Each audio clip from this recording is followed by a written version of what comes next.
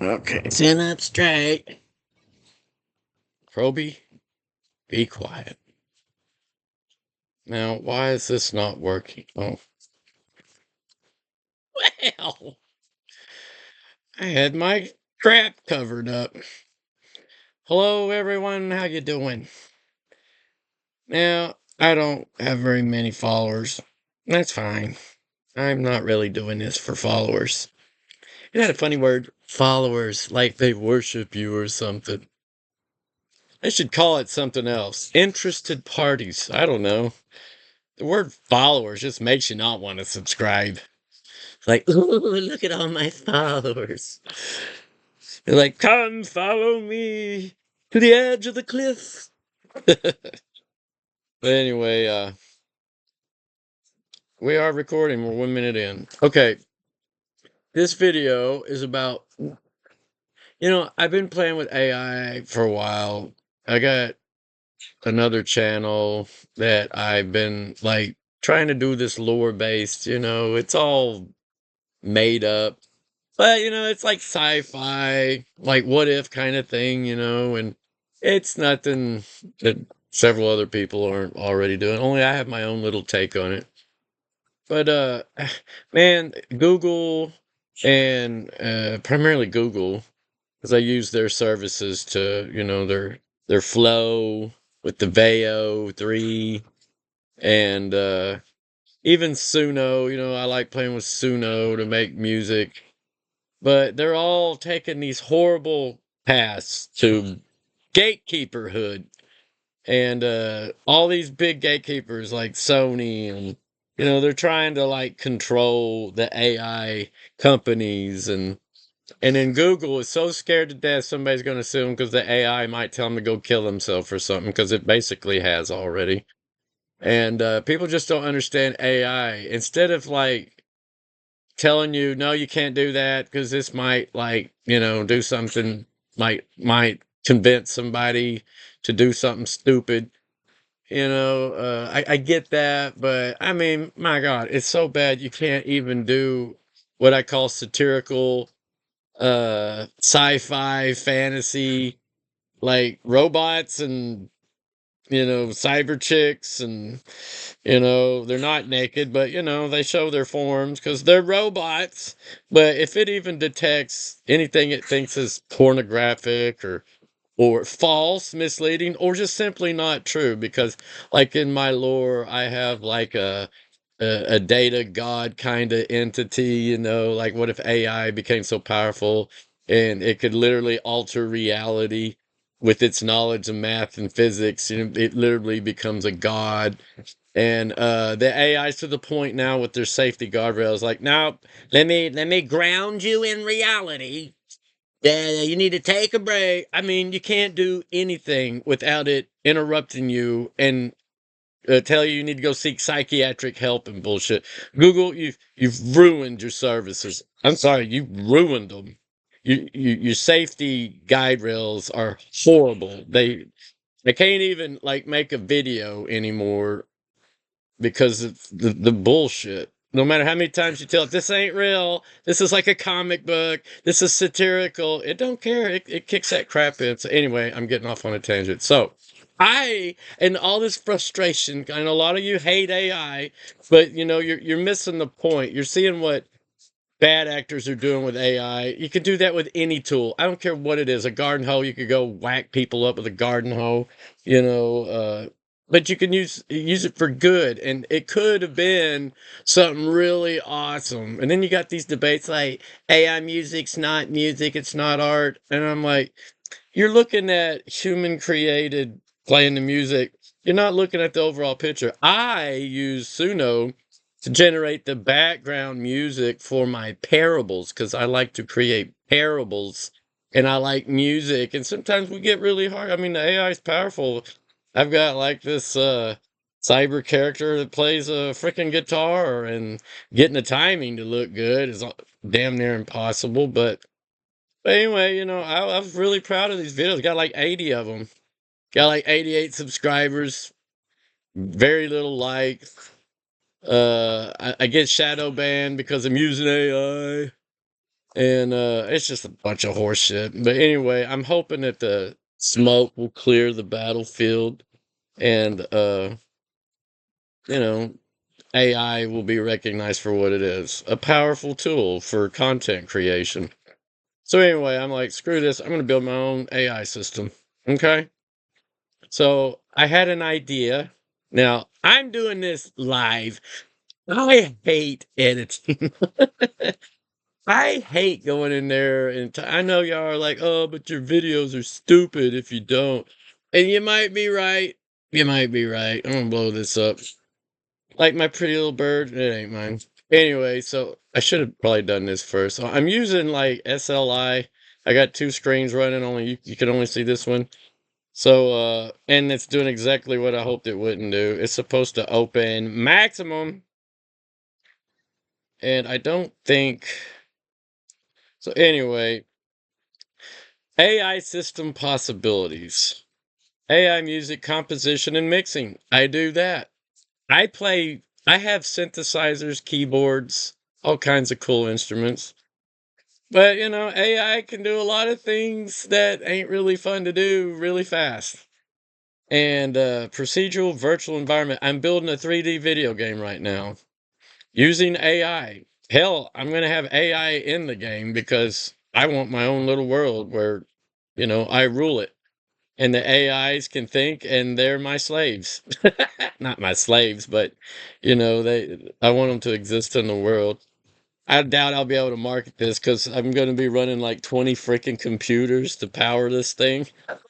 So it's not really marketable, in that sense. But you guess what? I'm going to have my own little digital demiurge cyber city right here in my home using legacy hardware.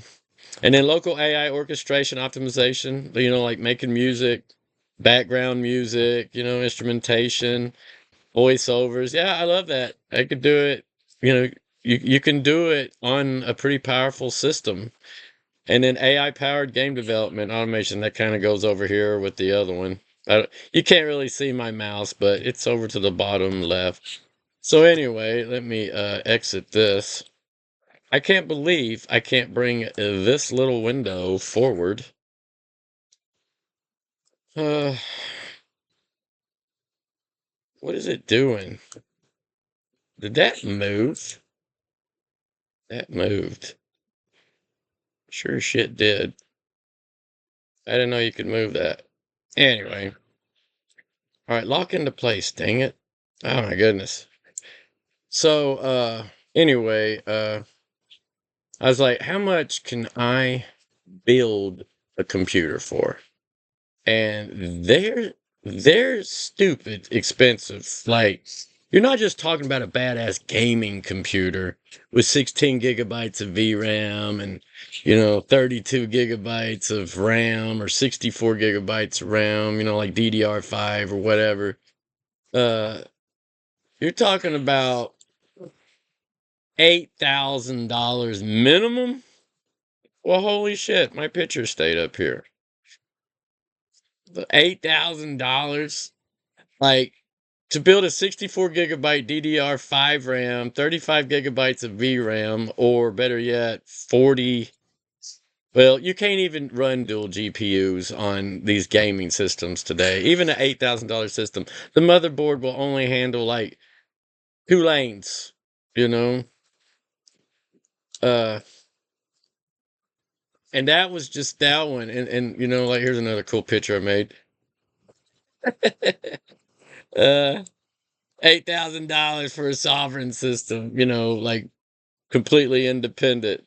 Now, these are AI generated pictures, as you can tell. It's got I use Gemini because I do have a year subscription to Gemini, but I can do it on my own system now.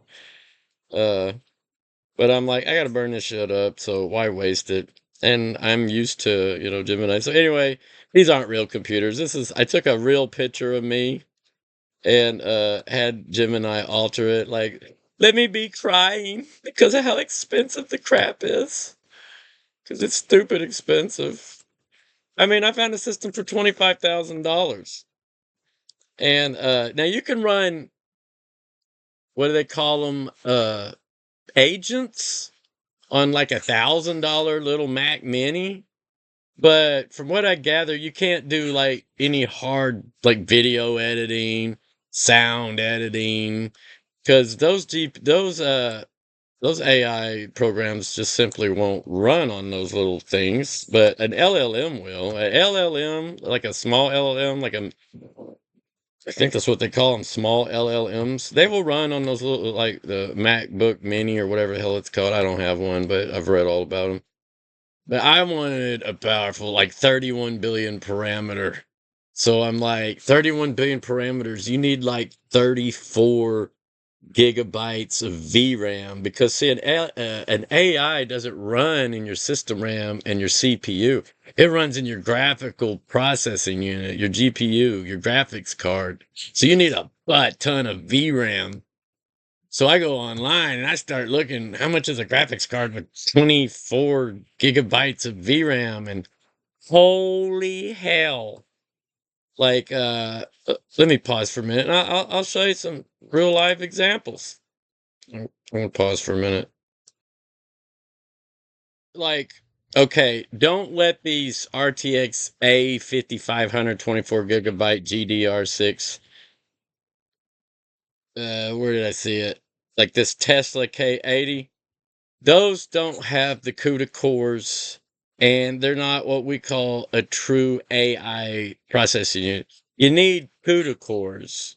You need the Intel or NVIDIA. You need the NVIDIA type, and even though that says NVIDIA, that just simply won't work because it doesn't have the CUDA cores.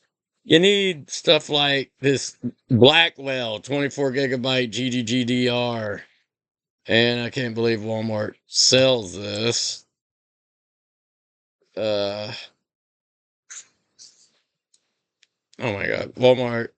Walmart, if you're watching, I tried to sign up an account with you. You wouldn't take my credit cards. You wanted me to use your stupid credit card, apply for a credit account with you. I deleted my whole entire account because of your bull crap. But yeah, here's one. Dual slot AI workstation. And yeah, they're expensive. That one's $2,500 and it's only 24 gigabytes.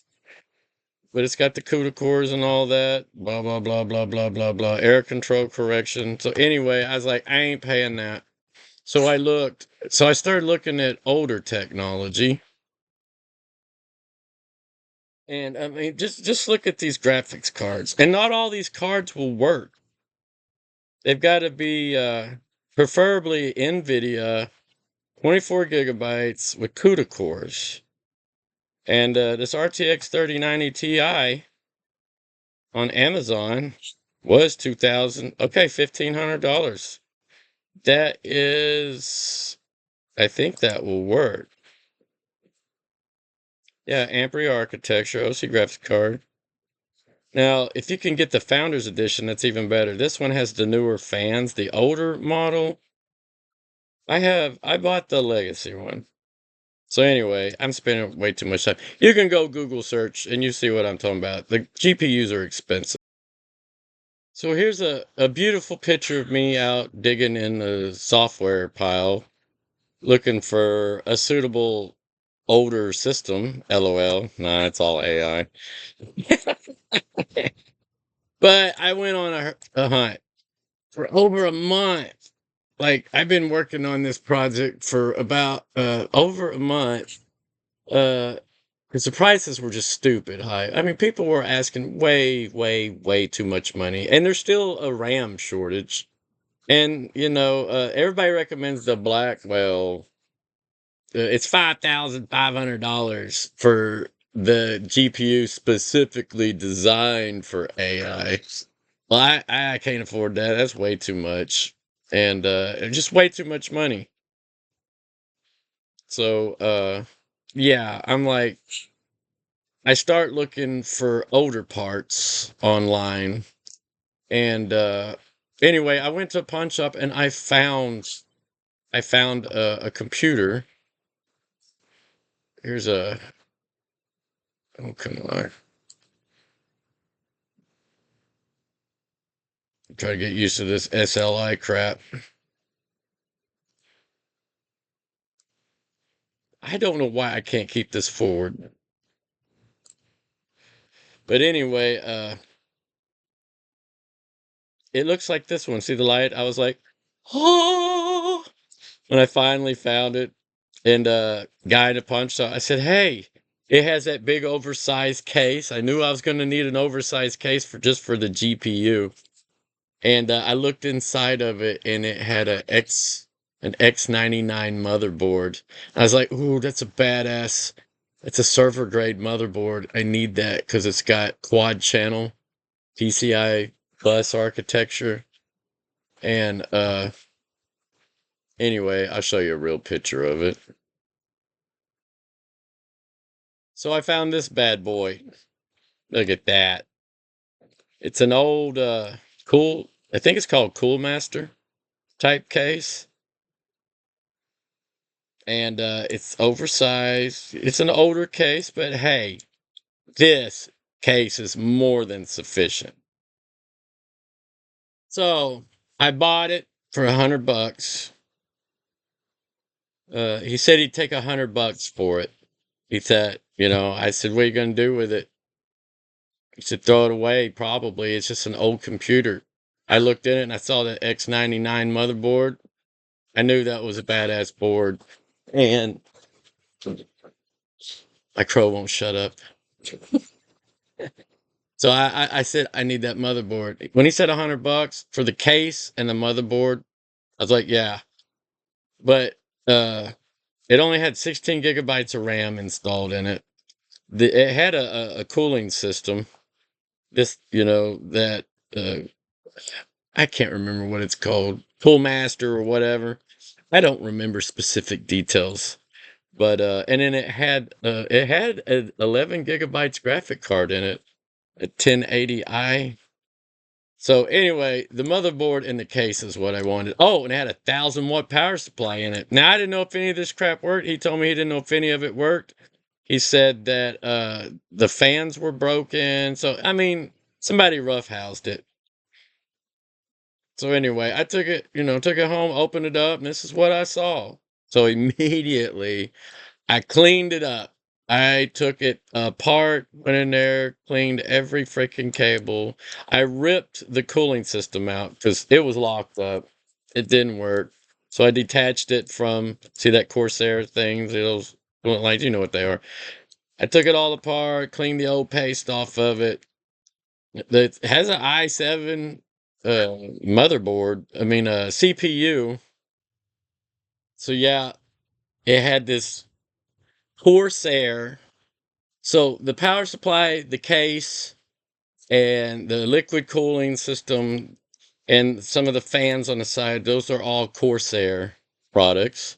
So I thought, okay, well, I could already tell by the heavy gauge wiring that it used to be like some kind of workstation. And it came with 3 SSD cards, hard drives. They're like, I think one's a half a gigabyte. I mean, a half a, it's 500 gigabytes, give or take. And then the other is like, one's like 100 and something gigabytes, and the other one's like 2 something.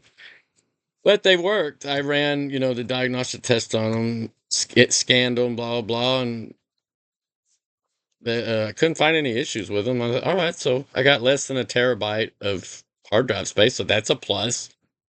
And I cleaned the power supply completely. I took all this shit apart, cleaned everything, took it to my shop, just cleaned the shit out of everything.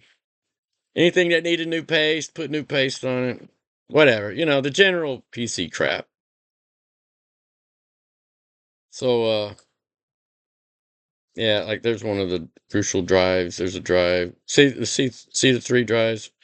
You can't see the mouse on this damn video recorder. But anyway, you can see the 3 drives right there. They all checked out good. They go up in slots up at the top. I had just removed them. It had this DDR4 2400, 4 gigabytes, see, 4G by 4.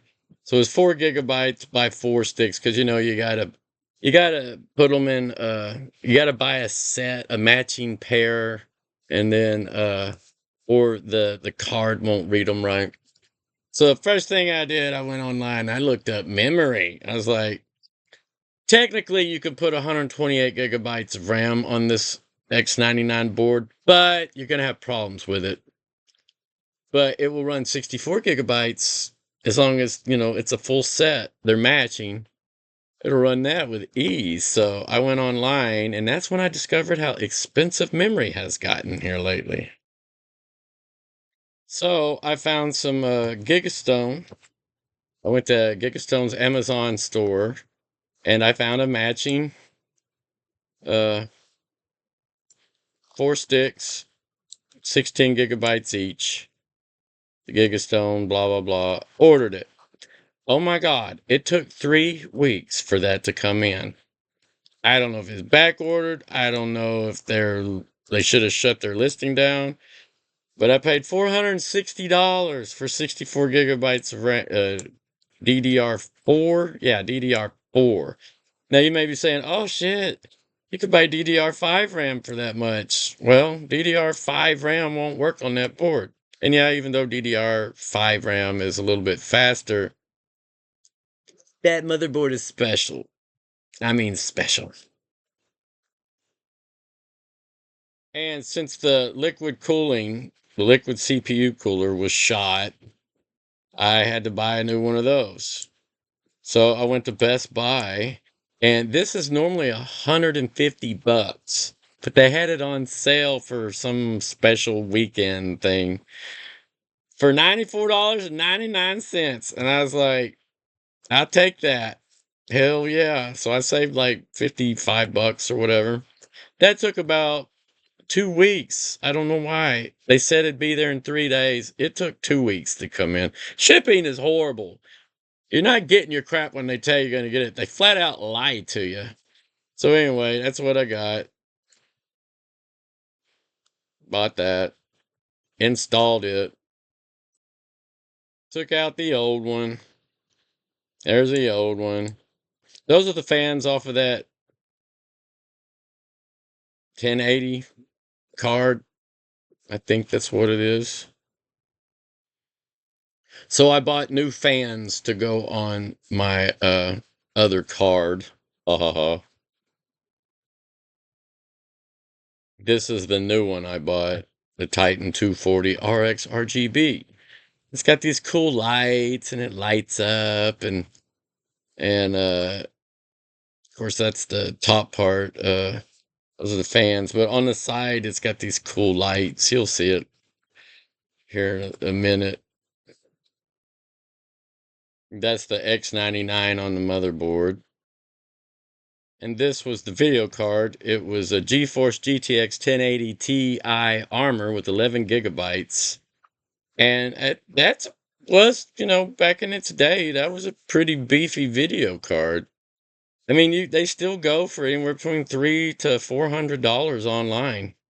The fans underneath it were broken, and you saw the fans, so I bought replacement fans for it, installed them. I got a little video. And here's me taking it apart. I hate that pop-up window. Go away, pop-up window. Oh my God, you can't turn that crap off.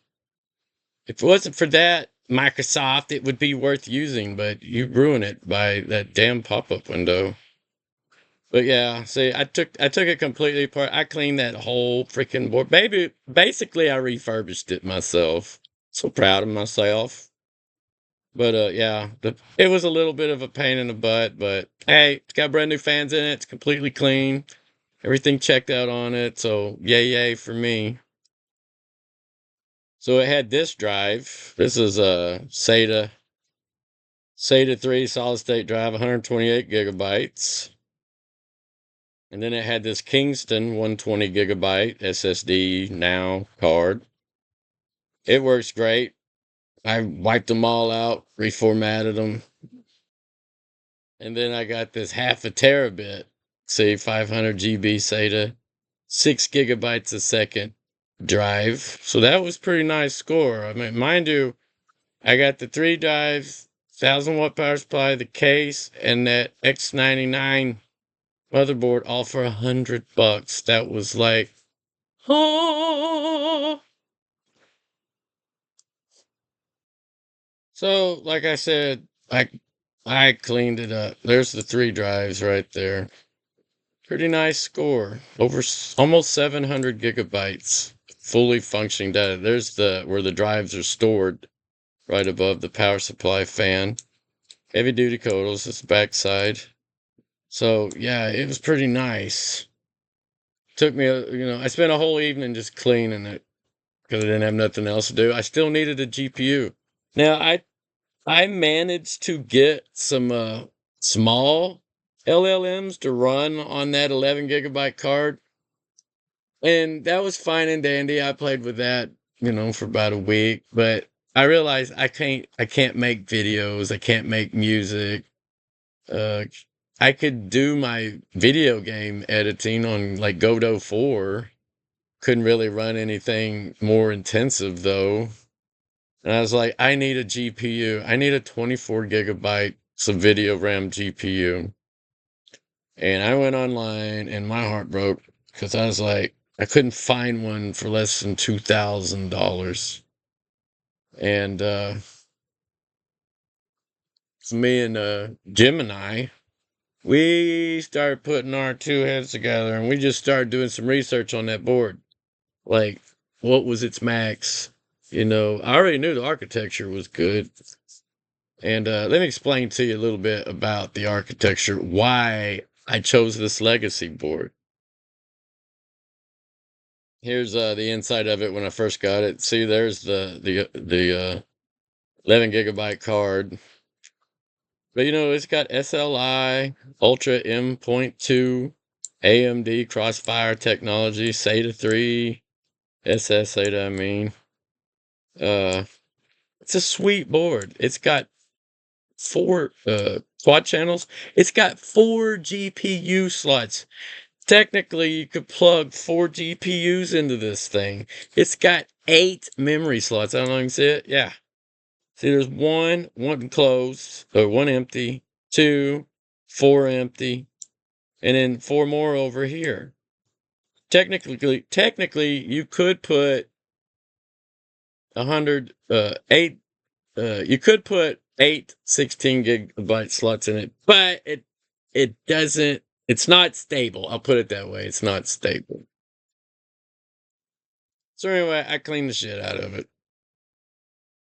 Oh, and here's a view of the bottom of the an ASRock X99 Ultra M2. Now I believe this board was made back in 2014. And look at that. You can put it's got more storage down here because it's an awesome case. This is when it was still dirty. That's the bottom of it. You can't really see the broken fan, but whatever. So I went online and I found an older card, an NVIDIA Founders Edition, GeForce RTX 3090, 24 gigabytes graphic cards.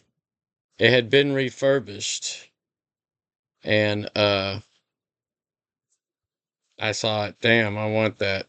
But I didn't really have it in my budget. And I was like, fuck, I'm going to have to sell something or do something, make some extra money. And then I thought, man, can I justify spending? Because it's $1,500 with taxes and everything said and done.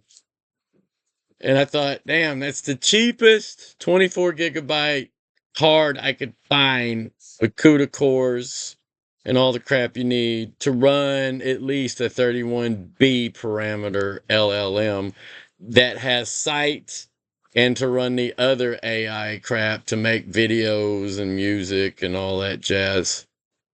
And I thought, man, I need to figure out a way to get some money. So I put this on my save list. And then one day, something happened. I mean, like, not even 2 or 3 days later. I want to say like 2 days later. something unexpected happened. So one day while I was at work, there's a little red car in the very back corner. That's my little go-kart. I call it my go-kart because it's a little two-seater convertible. It's what is it? A Fiat 124 Spider. It's got a cool exotic look about it. It's not really an exotic car, but it's fully loaded. But I've had it a while. I bought that thing in 2018. It was almost paid for. I only owed like $6,400 on it. And I go out later that evening to leave, and I notice there's a big ass dent in the front end of my car. And I was like, what the hell? So we go back in and we play a damn video camera back where I work. And this is what was on the camera.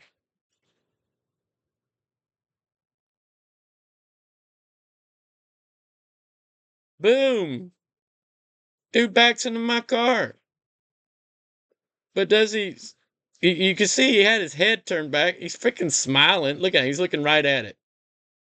Does he come in to say, hey, man, I just backed into your car? No! He drives the hell off. So we find out he's a customer. I ain't going to mention any names. But I get all his data, and I file a police report. And they go after him. His buddy was helping him fix his tire. He saw the whole thing. He drives off too. So thank you, you two a-holes, for not telling me, blah blah blah.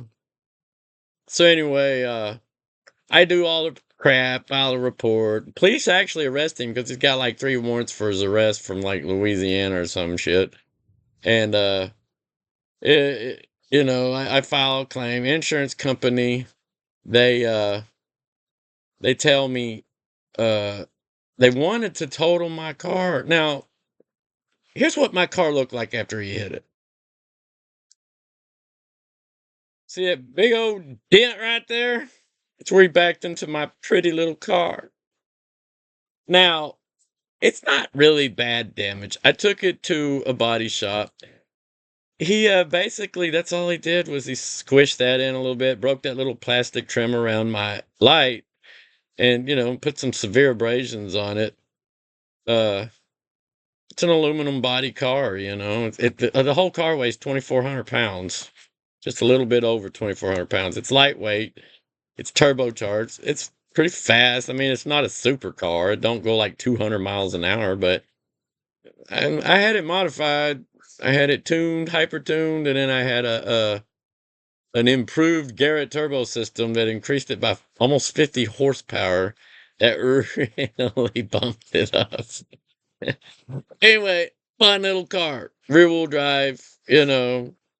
Engines. Where's the engine? Engines in the front. Yeah, so good balanced. It was a good like drift car. Not that I used it for drifting, but it had a really good center of balance. Anyway, I took good care of this car. He did that to it. Do the insurance claim. Not even like 3 days later, insurance adjuster calls. He goes, man. He goes, we might have to total your car. And I'm like, total my car for what? I'm still driving it. There was nothing wrong with it except for that crap right there. He goes, that headlight is $6,000. Now, mind you, I bought this car in 2018, so it's only worth about $15,000 book value. Now, what they call it, blue book. But it's got low mileage. Hell, it's practically a brand new car. I didn't even have 50,000 miles on it. And I'm like, you ain't totaling my car. So Arkansas has this weird rule. They can't pay more than 70%. They can't pay more than 70% of the total value of the car, I think's how it works. And the damages were 13,000 something to replace everything, fix it. But there was only one set of those headlights left that was brand new OEM. Now, my insurance is Allstate, so they won't buy factory or aftermarket parts or refurbished parts. It's got to be brand new OEM. and there was only one pair online, and the guy wanted over $6,000 for them. And that jumped jumped the repair value way past, because it shouldn't have been more than $3,400 total to repair and fix my car like new.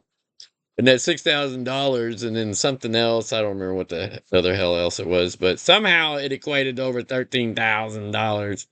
And so they cut me a check. They said, "Well, can we just cut you a check for 70%?" And I said, "How much is that?" And it was right under $10,000. And I said, "I'm keeping my car. I'm not totaling it. You're not giving me a salvage title. I don't want none of that bullshit." So he said, "Yeah, we'll do that." They just sent me a check for right under $10,000. I owed 6,400 or 6,600. I can't remember on the car. So I just I had to sign the check, send it to my credit agent that financed the car for me. They paid it off. Well, lucky for me, I already had another checking account set up with them and a savings account. So they took the leftover money and just put it in my savings account with them in California. Uh, I live in Arkansas, but I have a bank and a savings account and a credit union in California because they're just awesome. I mean, I hear a lot of shit about California, but man, Unify is the name of the company. They just changed the name to something else, but so they paid my car off, put the rest of the money in my account. So now I've got a couple $1,000s to work with. And I had most of that damage repaired. And so anyway, GPU, here I come. So I go buy that freaking GPU. So I buy that GPU off eBay. Ta-da! See, your order is confirmed. And see, it's refurbished. So even though it's a used card, it's practically, I mean, everything checked out flawless. I don't know, maybe they replaced parts. Who knows these things? But it comes with a warranty. And that's what I wanted. If you're going to spend that much money, you need a warranty. And this, after tax and all, is what it cost me. $1,500. So there went a big chunk of my, miracle money, I call it. Because let's face it, I think it's so weird. I prayed for a way to come up to get the money to buy this GPU because, I mean, that's kind of my life, really. I mean, that's what I love to do. And I'm an old man. I don't have retirement. And I'm just like everybody else trying to figure out how to, survive in this rapidly expanding world. But anyway, $1,500. I never did get my damn rewards. I never even checked into them. Maybe I should. I don't know when they expire. So anyway, I get my card. Yay! Like a week or whatever it comes in. And it was flawless. It was beautiful. Let me show it to you. This is after I cleaned my computer and I moved the 1080 card down on the bottom slot because I'm running dual GPUs. I needed the GeForce RTX Founders Edition card. It's massive. It took up the whole width of that case, but I knew the big cards were big. And so that's why I wanted this case and I wanted that motherboard just for that. See, look at that. RTX 3090. Now, it don't actually say Founders Edition, but there is a thing on the back of the card that the Founders Edition has that they took away. So to recap, now with this, I guess it's a Frankenstein system. I don't know. It's a legacy build. So now I have an Asus X99 workstation, HEDT platform, 8-slot quad channel memory layout, but I'm only using 4 slots. I have an Intel Core i7 5820K CPU at 3.30 gigahertz stock frequency. I'm not overclocking it. And then I order the 64 gigabytes of memory. You saw what I paid for that. So now I'm at around 2,000, right about $2,000. You know, total cost maybe 2,100. I'm close. You know, between $2,000 and $2,100. So I got a primary GPU, a GeForce RTX 3090, Ampere architecture, 24 gigabytes of GDDR6X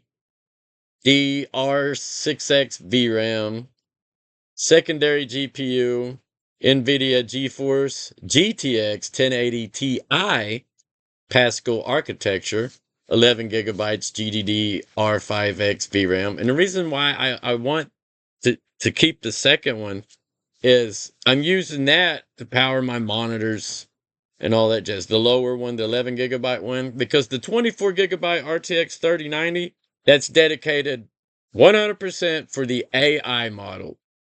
Everything else is for my game engine, whatever, the game engine, the video card, and what else needs it besides, and memory overflow. Because the 31B AI, it takes up almost all my GPU. Like you'll see here in a minute. I mean, it fills it up past 35 gigabytes. But the 64 gigabytes of RAM acts as a buffer too. And this is where having 4 lanes data flow. Let me explain it. Let me explain the Founders Edition of that card. Why I wanted that card.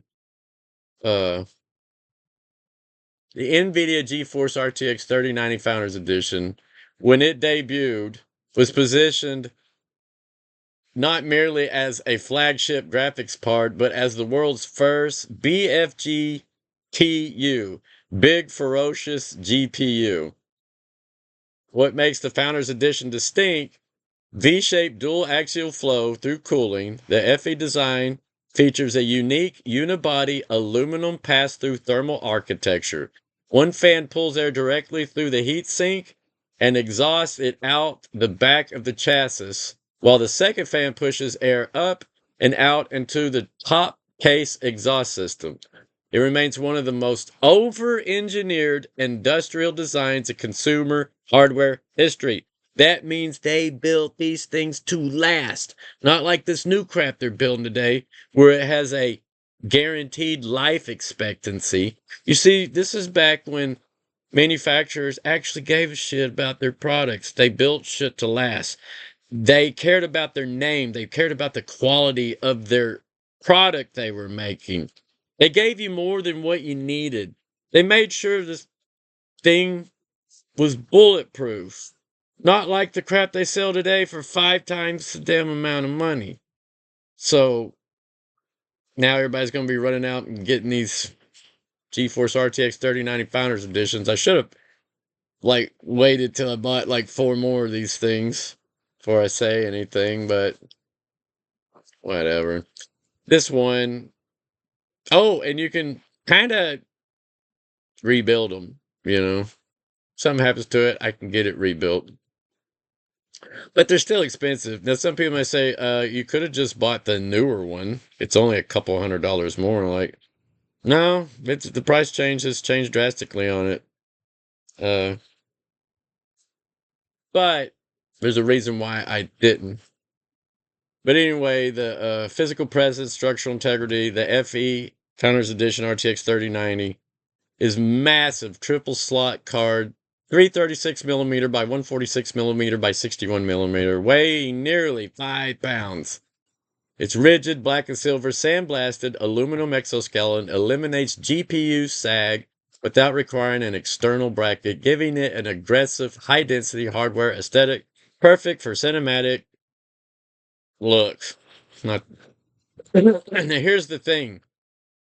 The NVLink support. Now, this is what made it a Founders Edition.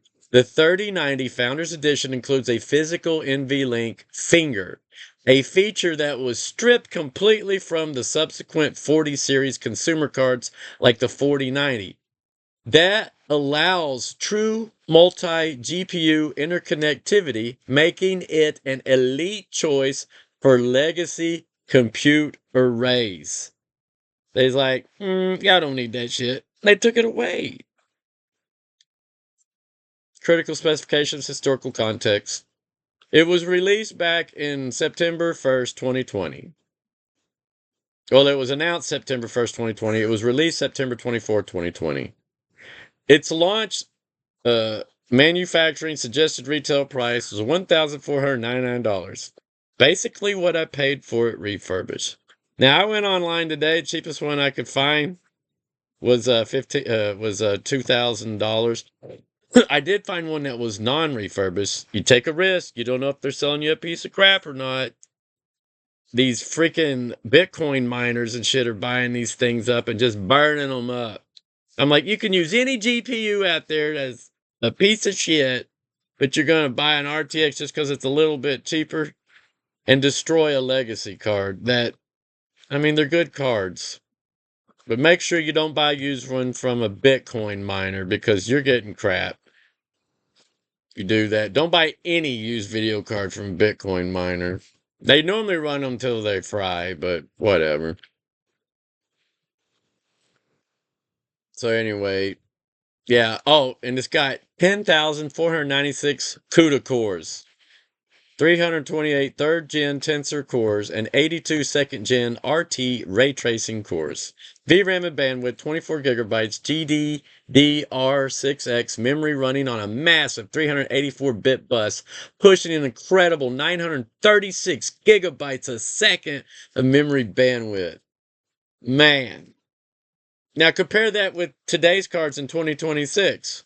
Why, this card is an AI workhorse. For a video focusing on the beast, that's what I named my system, the most compelling narrative angle is how the RTX 3090 FE has matured into the ultimate local AI budget king. I think I just explained all this. I made a little prompt here with all my data on it, so I wouldn't be sitting here going, don't remember nothing. But while newer cards outpace the 3090 in raw rasterization and compute speed, the local large language model LLMs and diffusion pipelines are strictly bottlenecked by VRAM capacity. To load a parameter-heavy AI model locally, the model layers must fit into the hardware frame buffer. The RTX 3090 FE offers the exact same 24 gigabyte VRAM ceiling as the much newer RTX 4090, but at less than half the entry cost on the secondary market by pairing it alongside my 11 gigabyte 1080 Ti, giving me 35 gigabyte pool of hardware VRAM. This allows me to execute complex spatial intelligence prompts and local multi-model orchestration loops that would choke standard water consumer configurations. Now, blah, blah, blah, blah, blah. Okay, why this card defies its age? The memory bus flex. The RTX 3090 FE boasts a massive 384-bit memory bus width. To put that in perspective, newer upper mid-tier cards like the newer 4070 series are choked down to 192-bit or 256-bit buses. The 3090 has a wider highway for raw data manipulation, and that is precisely why I wanted it on this motherboard. Pushing 936 GPUs of memory bandwidth. Let's see. The true NVLink support the dead feature. Your Founders Edition features a physical NVLink sliver on the side of the PCB. I'll probably never use that feature, but anyway, it's there. NVIDIA completely removed SLI NVLink connectivity from the 40 series and the 50 series consumer cards to force enterprise clients AL. So I do use this clients into their tens of thousands of dollars data center hardware like the A100 or H100 motherboards. Having an FE means you possess the last consumer generation capable of true hardware bridged not dual, but multi GPU clustering. You can't do that on these new computers today. They're only two. So this graphical this why can you not see me? This card put this over here. This card is over-engineered, industrial design. The FE isn't just plastic, it's a unibody, sandblasted, aluminum, exoskeleton. The cooling architecture was designed so that the rear fan exhausts heat directly out of the I/O bracket, while the front fan utilizes a completely unique pass-through layout, throwing heat upward to be swept away. Let me show you what the rear end looks like. This is the back view of my computer. You just remove two of those slots, and look at that. That's the exhaust. It sucks air in from inside the computer, flows it through the card and out the back of your computer, so it's not recycling the heat and burning up all your other components. It's pretty badass.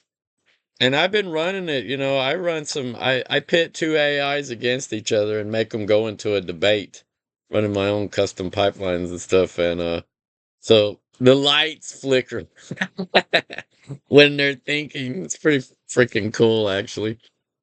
But yeah, because it's less than 400 watts, but I think it can burn up almost 500 watts at times, depending on how continuous it's going. But I got a 1,000 watt card, so I should have 150 watts left over or more, total. I think we did the math on it, and I had a pretty good, you know, extra amount. So it's got good airflow. And I put the new sticks of RAM in, the Gigastone DDR4. So now it's got 64 gigs of RAM. That's the other side. There's 8 slots. I only needed 4. You set them up a certain way, so you don't have any memory flow issues. I put the new cooling unit in. Put the over the iCore 7 processor, put the new one on, liquid cooling unit on my X99 board. I'm so proud of that. And I love how the RTX 3090, I snapped it into the top slot because it's my primary GPU, and then I put that 1080 Ti or whatever it's called on the very bottom. So I'm running 2 cards at the same time. There's a better view of it. New components. Fully, new fans. Factory for GeForce RTX card. New liquid cooling system. New memory. I mean, I beefed it up. I beefed it up as max as I could beef this up while keeping it stable. Yeah, keeping it stable. I could have pushed it farther, but well, you don't want an unstable rig. You want to stay right there where it's powerful and it's got room to breathe. And that's the backside of it. Lots of room, lots of freaking room. I love it. And the stand, this is I found this stand at like a secondhand thrift store that sells used furniture. Back in the day, those big projectors, they had the heavy monitors on it. Well, that's what this was originally built for. And I'm telling you what, it is heavy duty. And it matches the color of the case. And oh my God, I was just, what is going on here? I love how the GeForce lights up on the side. That's pretty cool. That's what it looks like. All the new stuff in it, cleaned up. And I didn't care for all the lights, but I ain't gonna lie, the lights do kind of make it look cool. Although I'm all about function. I don't really care about cosmetics. A lot of people, younger people like that. It's fine.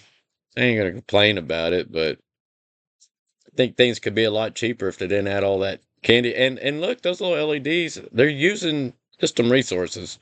I mean, and that's what it looks like lit up if I haven't already showed you. I like how the cooler lights up completely all the way around, and then that part lights up, and I mean a lot of lights. And I've seen computers like the whole damn computer damn near lit up, and that's just crazy to me. But whatever. Lots of lights. This is, I believe, this when I first got it running, and was testing it out, making sure everything worked. And wasn't any surprises. I think I let it run several hours, uh, just idling and just making sure, wasn't overheating, checking the temps and all that. And yeah, I had to do a little bit of modification, nothing severe, but I had to cut that back opening because the bars were closed. We were going over the exhaust part of that RTX 3090 card. So I just went in there with 10 cents in my Dremel and just shaved that shit off, but made sure it was still strong enough to hold and secure it. And I tell you what, once you bolted it in with the 3 screws right here, that card ain't moving. It's locked in here and it's got that little clip in the back. And oh, I had to buy a damn power cable for the GPU. They didn't give me a power cable. And you can't just use any power cable because that thing's, almost 500 watts. So I ordered the proper, correct cable from Best Buy. As you could tell, I blacked out my data. I didn't know people could use this shit and ruin my warranty or whatever. Not that I care about a $20 cable, but whatever. Everybody does it. So I'm like, better safe than sorry. But yeah, you can't just go get that cable anywhere. So they ordered it for me. But 600-watt cable, because you need something that'll handle the wattage. So I bought that projector stand, heavy duty, high grade, built like a tank to hold my computer. So there she is in all her glory. Isn't she beautiful? Got that keyboard. Actually, that keyboard came with it for $100. That's like $150 freaking keyboard. I saw them at Best Buy. They're over $100. I think that particular one was 100. One just like that was around 100 something bucks. And then I got these PreSonus speakers. Now these are normally like, I want to say around 150 bucks if I remember right. When they had these at the same pawn shop, guy let me have them for, I think he said 20 bucks. I was like, you gonna let me have those speakers for 20 bucks? Sold. They sound awesome. They're true studio monitor speakers, and they thump for little tiny ass speakers. They sound awesome. And then I bought this Cyber Power thing here. It's a to power backup power. Forget what they're called. But if the power goes off, like my electricity turns off, this is like commercial grade level, heavy duty. The guy said it didn't work. I'm like, the batteries in it are probably shot because it takes like motorcycle batteries, like they're lead acid batteries. It's heavy as hell. So I found the right matching batteries, went online, ordered them, got them in, took it apart, replaced it all. Now it's like a brand new unit. So yeah, it's a Cyber Power 15 amp surge outlet protector. It's but it will run for 100 minutes, not with no external power. It will power my computer and everything that's attached to that workstation right now for about 100 minutes. So that gives me time to finish what I'm doing, shut it down, whatever, 100 minutes, that's pretty good. That's a little over an hour and a half. So that's like brand new. I mean, look, it's got 1, 2, 3, 4, 5, 6, 7. It's got 8 power outlets on it. And look at that. Communication ports. So, if I'm not home, I can hook it up to my network and have it send me, hey, your power's off, but I already have something else that does that. But I will know that, okay, my power's off. I need to get home and, safely shut the server down or whatever. Just typical crap. And then I put a USB charger on it because, hey, I like to watch my phone while I'm working on this. And I love this setup because I can move this thing anywhere. I can move it in whatever room I want it in. I can take it in the living room, take it in the kitchen, take it in my office in here, just wherever. It's freaking sweet. So anyway, it looks like I'm boasting. There's the back of those speakers. PreSonus Iris 3.5s. Those are sweet speakers. I can't believe I got them for like $20.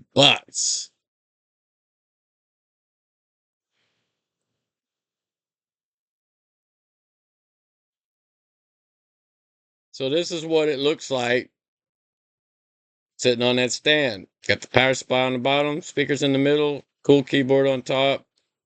It's heavy duty rollers. And then it's got a swing out monitor. Oh, I got this freaking monitor for $40. The stand came with the monitor. I bought it used, but it's like, hell, it's like brand new. Let me see if I got a good picture of it. Yeah, see how it, don't mind the mess. But see how the screen, it's attached on the back corner of that stand. And it swings around. Like I can bring it forward and put it right in front. I can swing it out around, rotates, tilts. It's like a 32-inch high definition, curved. It's a curved monitor. I got it for $40 at a pawn shop. It's freaking sweet. There it is on the back side.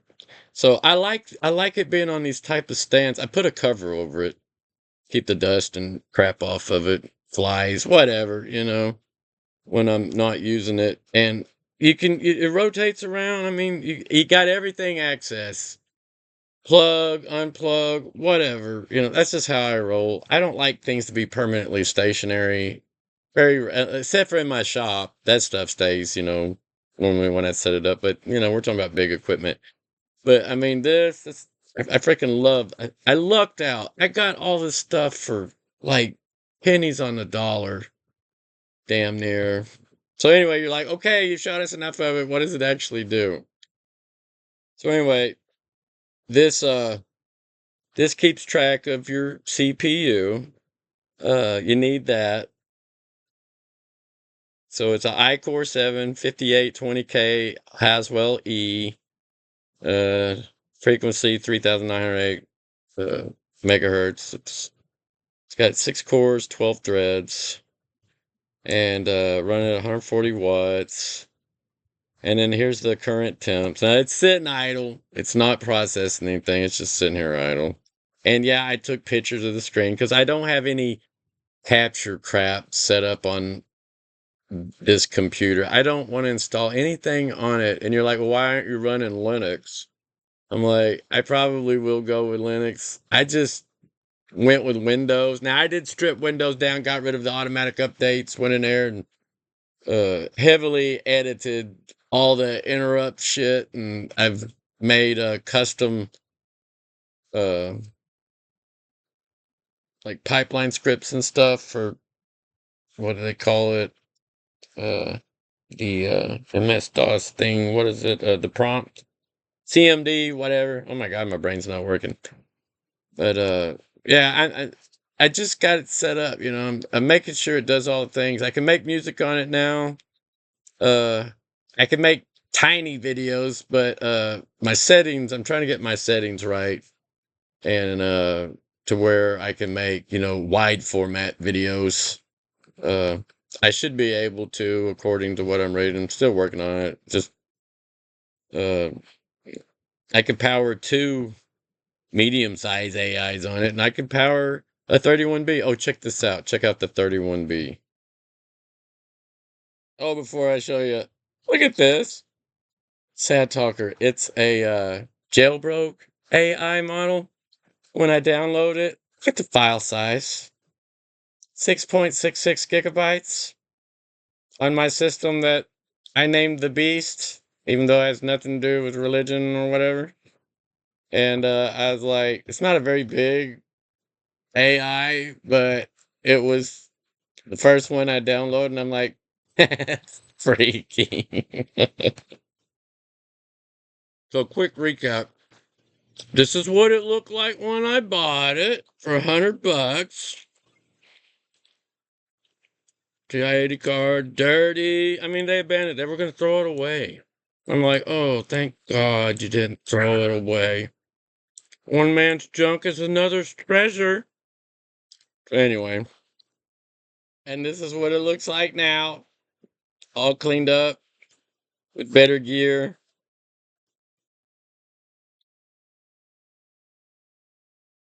Isn't she beautiful? She's so beautiful. There's a side view of with the monitor. It's a sweet monitor. There's a AOC monitor. Yeah, she turned out nice. I mean, she's every bit as good as an $8,000 PC, if better for AI in a lot of ways, and I'll explain that. Oh, and here's what that universal power supply, I think's what it's called. That's the face on it. Pretty sweet. Tells you a lot, like the output, and then like how many minutes? 74 minutes left on this one. Okay, I lied. With everything running on it, fully charged, it'll give me 74 minutes of runtime. That's still pretty good because I'm drawing that computer and the monitor and the speakers, which speakers probably don't use much, but anyway. Okay, so you're wondering, well, did it work? Yeah, it worked really good. Okay. I put a video recorder on my Beast machine, the Windows free one. And anyway, here it is.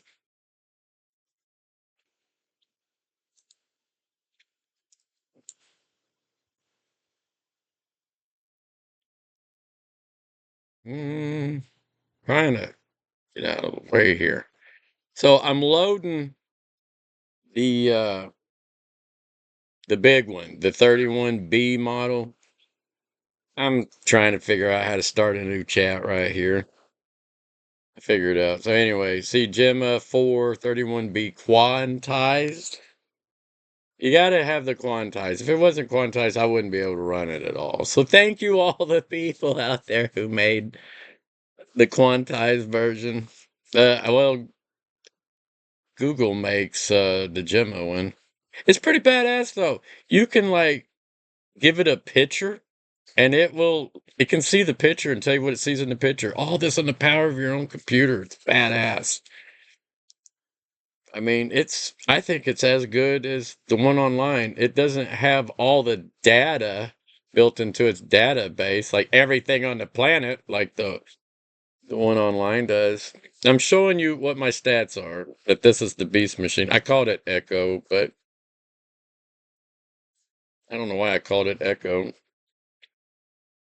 Oh, because I didn't want it to literally have the name Beast uh, given to Microsoft. But anyway, yeah, see, there's my 64 gigs. There's my iCore 7, 3.3 gigahertz processor. 35 gigabyte graphics card is 2 cards. Remember, it's a 24 gigabyte VRAM and 11 gigabyte VRAM. But I've got them, set up to where one will overflow into the other one. It's quicker to overflow it into the other one and then overflow it into RAM, that way.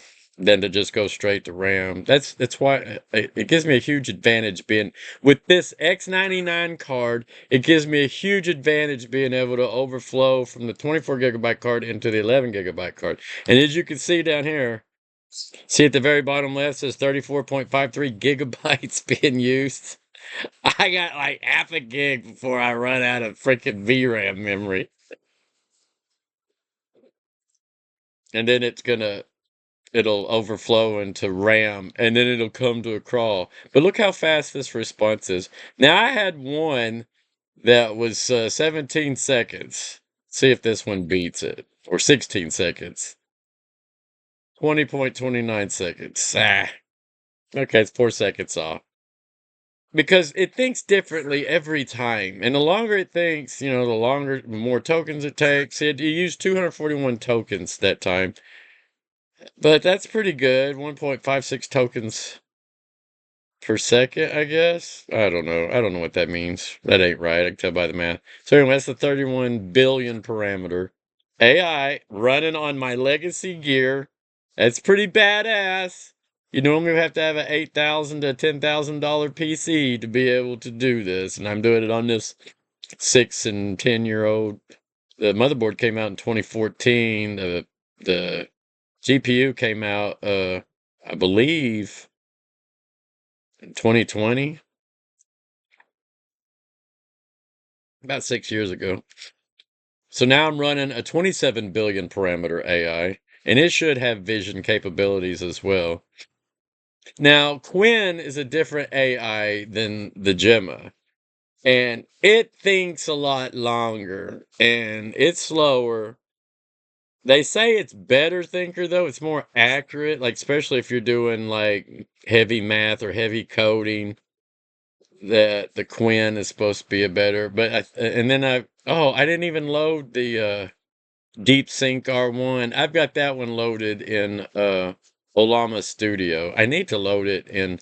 I like LM Studio because I'm writing these custom pipelines for this crap. That's what I call them. Using the CMD, you AI enthusiasts know what I'm talking about. I forget the names of things. Anyway, I'm trying to set up a new chat. I don't know why I make a hard thing out of something simple. I wasn't even for sure if it was recording. Yeah, see, I didn't delete it. You gotta load your model. It's loaded, but I'm still getting used to LM Studio. Anyway, select your model. Every time you start a new chat, you gotta select your model. So the 27B one should be already loaded. Yeah, 2561. So it's using up 25.61 gigabytes out of the 35 gigabyte spool. So it's already 1.5 gigabytes over the 24 gigabyte card. But that's fine. If anytime you can keep it all on one card, that 3090 or whatever, the big card, then it's fast, and you'll see, because I'll downgrade another to a lower AI when we're done this one. Now see how Qwen thinks longer? It takes longer to process. And you may be thinking, oh my God, that's slow as hell. Well, yeah, compared to online, but the $100 million network versus a $2,200 network, I think I'm doing really freaking good. Hey, to save all that money, I can wait 10 seconds longer. I mean, shit. I think it's funny. Go away. I hate that pop-up crap. Go away. Man, that's annoying. But anyway, I think it's sweet as shit. And these are big models. These are big models. You can't run these models on $8,000, $10,000 gaming systems because I'll explain that here in a minute. So 55.4 seconds just to say hello. Now that is kind of slow, but you saw the thought processes and tokens, and you can turn the think off. You could turn that off and it will speed it up greatly. But if you really wanted to think about what it's going to say, like really process, you click on things. So now we're loading a 14 billion parameter model. Now this model here will fit entirely on my primary GPU, the 24 gigabyte ones. So you will see a huge speed increase because there's no overflow. It's all on the 24 gigabyte GPU. I saw a guy earlier today, he doubled his RAM on his virtual RAM on his card. Look how fast that was, 2.74 seconds. And that's on a 14 billion parameter. That is freaking sweet. And the 14Bs, they're pretty good, but not as good as, the 31Bs or the 666 billion parameter one. 1.94 seconds. That's a Qwen 3 14B. That's smoking. That's fast, y'all. That is really fast. This legacy gear is doing good. Now we're going to load a smaller model. And you see, they get, like, the really small models are instant. Bling! That was a 14B. Now we're going to load a 4B, a 4 billion parameter. We're loading the Qwen 3-4 billion parameter. Now it's 2.71 gigabytes is all it's taken on my VRAM. So I could run several of these. See how fast that was? Less than a second. Less than a second. Almost instant. And I put, I am happy. 1.18 seconds. Oh joy, what's making you so happy today? Let me know. I'll be glad to celebrate with you. And these are mine. These are open source AIs. Y'all, this is awesome. There's other AIs. I should have recorded it. Maybe I'll make another video where I'm making music. AI not using Suno, not using any online. You can get AI music generation AIs if your system's powerful enough. Offline, completely yours. You can rewrite the source code. You can do whatever you want to. Look how fast that was. 4 billion parameter. It's fat. The 4Bs are stupid fast. And they're awesome word processors. They really are. Now I'm going to load a 1 billion parameter. These will work on tiny little cards. Almost like, hell, I think they'll work on your phones.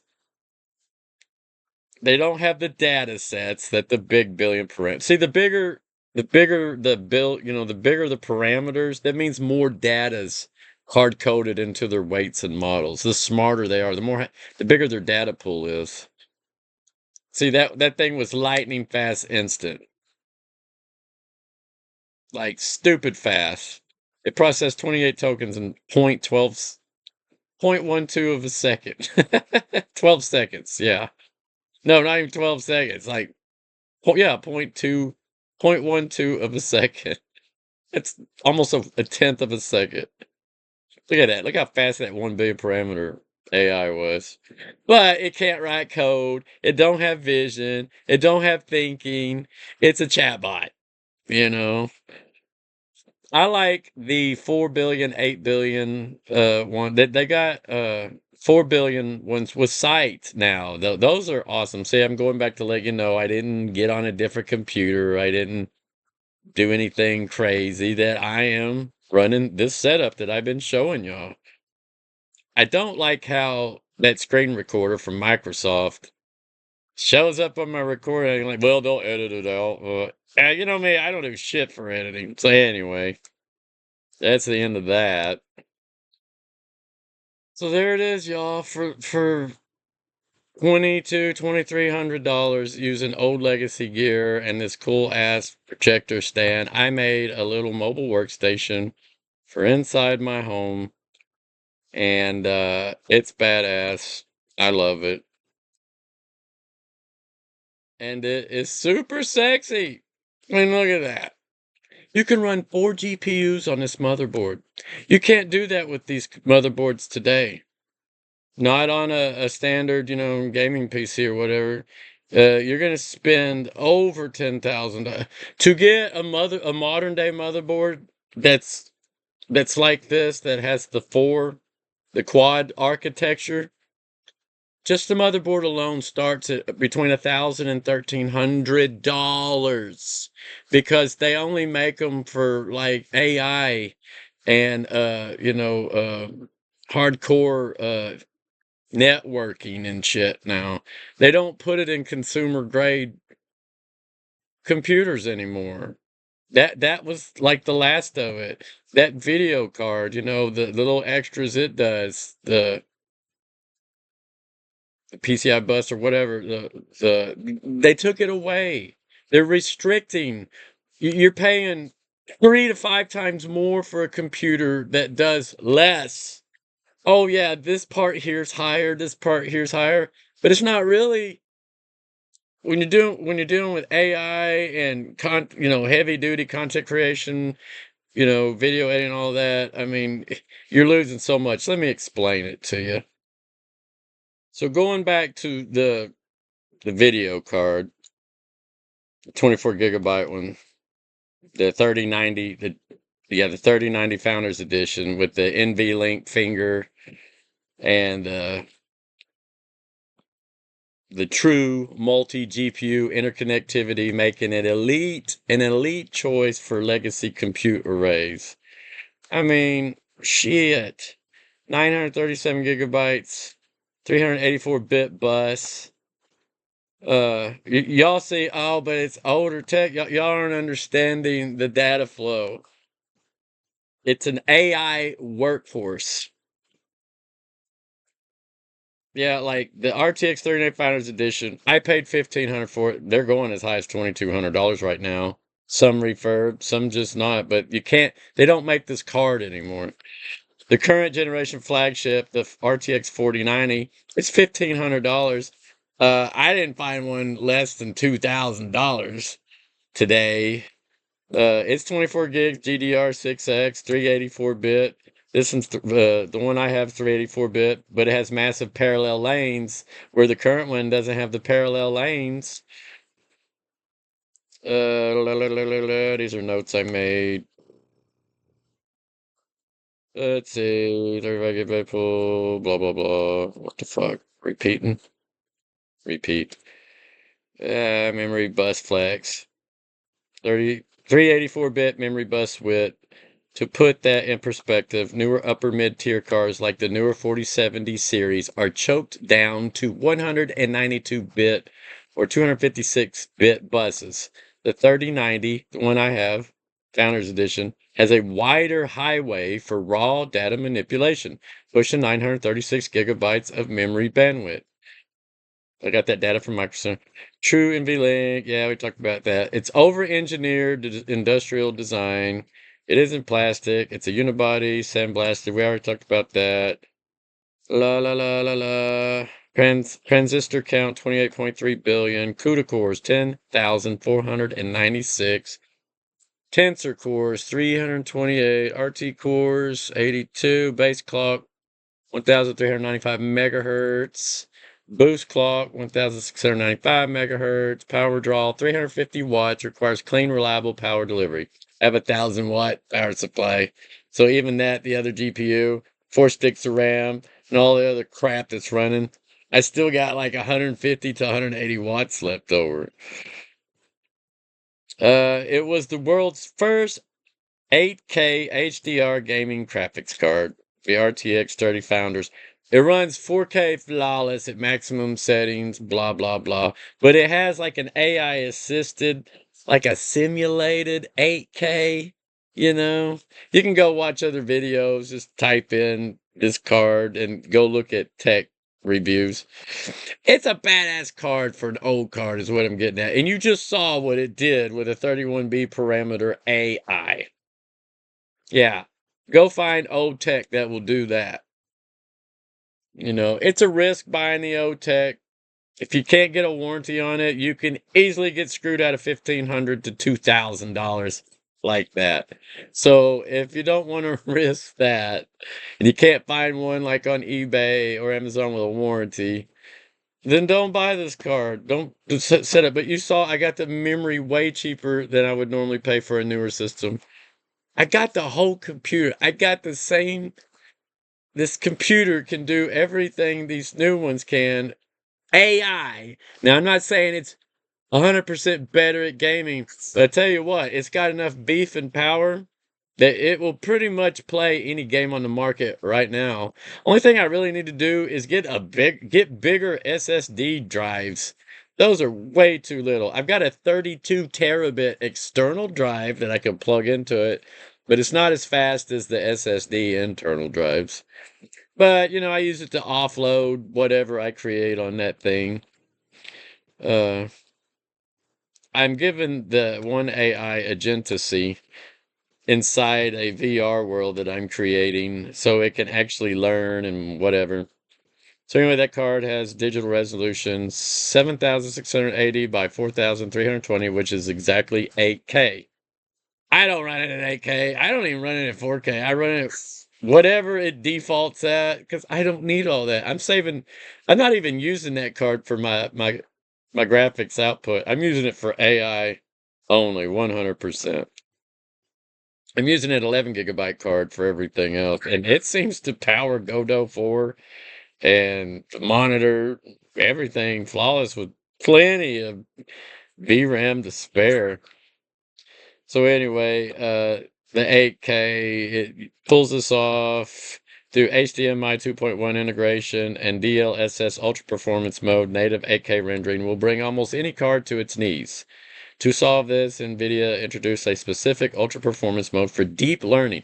That video card has an AI built into it for 8K, native 8K, well, it's not native, but 8K rendering with the DLSS ultra performance mode. That's, I don't know, sounds cool as shit. I mean, you can only see the output of the AI built into it, but whatever. But the tensor cores, I mean, it's badass. Why a legendary 2014 enterprise workstation platform completely destroys $1,300 modern consumer motherboards. All right, this is my motherboard. I am not building a basic consumer toy. I'm deploying an enterprise-grade backbone built to sustain unrelenting multi-GPU processing loops. And I've run 8 billion parameter AIs on that thing simultaneously. I create these AI debates where they're all, running, and then in the VR world, they all do their little tasks, and I'm trying to teach them how to build 3D assets and stuff. It's turned out to be really challenging, but whatever. So when this board dropped September 2011, now this is the X99 motherboard at an MSRP of around $520. That was a lot of damn money back in 2014. It wasn't meant for standard desktops. It was built for high compute data centers and heavy multi-GPU rendering rigs. Here's exactly how it matches or beats today's overpriced consumer motherboards for my specific use case. The overpriced modern scam. Okay, y'all might want to listen to this because, especially young people, y'all are getting screwed on this new tech. And the manufacturing companies are probably going to hate my ass for saying this, but people my age that have been doing this crap for a long time, we've seen it. We've seen what it used to be. We see what it is now, and it's bullshit. It is total bullshit. So anyway, today's top tier Z890 and X870E consumer motherboards run between $700 to $1,300. Yet they severely limit your hardware flexibility. They force you into restricted PCIe lane distributions. If you plug in a second GPU or an extra M.2 SSD, the board automatically chokes your primary graphics card down to X8 speeds. The enterprise lane advantage. My X99 workstation board doesn't compromise. It features a massive array of native PCIe lanes and a specialized PLX switching layout. This allows you to run your RTX 3090 Founders Edition and my GTX 1080 Ti simultaneously with full bandwidth execution. Modern consumer chips physically lack the internal hardware pathways to handle dual GPU configurations without artificial throttling. Quad channel memory bus. This is like the big plus on this older legacy motherboard. Standard modern Yeah, standard modern consumer rigs like the Z790 or the AM5 platforms are strictly bound to dual-channel memory architecture. My legacy enterprise board leverages an 8-slot quad-channel memory layout. When you are offloading data or balancing high-capacity computations, having 4 distinct high-speed memory lanes functioning in parallel gives you structural throughput of a true server mainframe. Now you may say, oh, well, this memory here's this, and this is that. Yeah, but I'm running twice that. So my little 2700 or whatever it is, you might as well multiply it by 2 on the actual data flow going, through the board to all the components. I think I said that right. Your legacy enterprise board, 8-slot quad channel memory layout. Blah, blah, blah. When you're offloading data or balancing high capacity computations, having your distinct high speed memory lanes functioning in parallel gives you structural throughput of a true server mainframe. You ain't gonna get that on today's bullshit. Industrial power delivery and 12K capacitors. Asus over-engineered this X99 board with Japanese-made 12K solid capacitors rated to survive over a century of continuous operation under normal thermal conditions. That means that board will probably live longer than me as long as I don't burn it up and get stupid with it and try to overclock it for meaningless freaking output that the human body can't even recognize anyway. But anyway, do what you want to do to your shit. Burn it up. I don't care. Y'all got money to blow? Hey, that's on you. I don't. So anyway, back to what I was saying. Backed by dual 8-pin EPS power connectors and a dedicated ProCool power input, it delivers perfectly clean, unthrottled power to my components during deep compute spikes. And it does. It is sweet. The ultimate proof. Running that 31 billion parameter AI locally.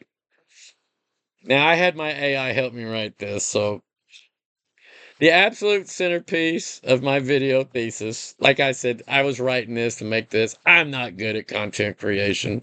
I just like to get the data to you, tell my experiences, and whatever. Is that you are successfully running a 31B AI model on this rig. That is the ultimate proof of what I'm telling you is true. You can go look the crap up if you want. You just saw it with your own eyes. If someone buys a brand new $1,300 modern motherboard, an expensive new CPU, and a single high-end modern GPU, they are locked to a strict 16 gigabyte or 24 gigabyte VRAM ceiling. They cannot fit a unquantized or low compression 31 billion parameter model entirely into memory without heavy, slow system RAM offloading. And trust me, it is slow. You will take 5 to 10 minutes when it starts doing that throttle and shit back and forth. And most of the time it'll just freeze and lock up. Yeah, it'll just lock up on you. And you'd be like, you can't even turn your computer off. It burned up all your system resources. You just got to hit the power button and hope you didn't corrupt anything. But because the X99 platform lets me cleanly bridge the 24 GB Founders Edition and 11 gigabyte secondary card, I can command a unified 35 gigabyte pool of raw VRAM, and you just saw me do it. This allows me to effortlessly load a massive 31 billion model local network directly into hardware memory for pennies on the dollar compared to modern retail configurations, because they're raping us. They are cornholing the hell out of us. I worked in manufacturing. They're full of shit. The prices they're charging for that crap is horse shit. I mean, ah. And when y'all pay those prices for it, that's giving them the okay to bend you over. And you do it with a smile. Smile! I'm being serious though. I'm being silly, but I mean it seriously. And this is why they hate my ass. Now somebody's gonna go out and buy up all these damn video cards now and prevent you and me from getting any more of them because they want you to spend the ridiculous amount and buy their new modern crap that doesn't do half the shit this old legacy stuff does. It proves that a real PC tech wizard, that's my AI trying to make me sound like I'm a badass, isn't about buying the flashiest box at retail. It's about maximizing architecture, unthrottled lanes, and raw data capacity. Here's a little reference. 8 DIMM quad channel, 4 DIMM dual channel. See, my old shit, 8 DIMM quad channel, massive bandwidth highway. New shit, modern consumer board, 4 DIMM, $1,300. Modern consumer board, 4 DIMM dual channel, bottleneck parallel lanes. I have native support for unrestricted multi-GPU lane pooling. New shit they sell you for $8,000 to $10,000 systems. Stripped down, throttles primarily slot to X8 speeds. Build longevity, better quality. My shit's got Japanese 12K solid capacitors, server grade endurance. The crap you pay way more money for, standard consumer grade capacitors that pop like a piece of popcorn. Hello. VRAM AI execution. I can access 34 gigabytes pooled capacity run. More if I could put 2 of those video cards on there and have 48 gigabytes of RAM. I'd have to upgrade my power supply though. I would definitely, it will handle 4 GPUs physically. I don't think it'll handle it completely. I've never tried. I don't know. I know it will handle 2, possibly 3, but man, if I could get, I don't physically have the room to put 4 of those beefy ass cards on there, but I definitely could put a second one where the 80 whatever the 11 gigabyte card is. I could definitely do that, and I may do that because you want everything to pretty much match.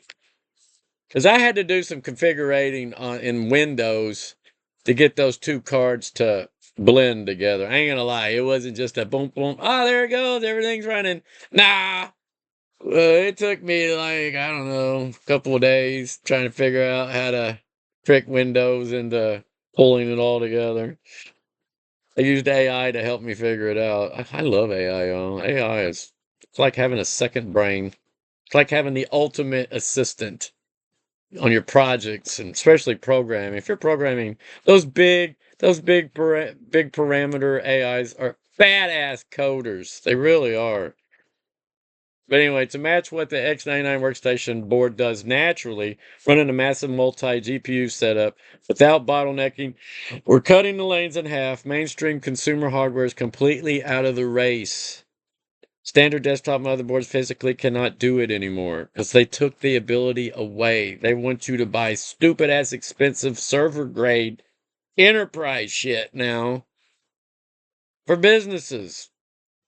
If you wanted to buy a brand new system today that provides the same unrestricted lane capacity, you would have to step into the specialized HEDT high-end desktop and AI workstation platforms.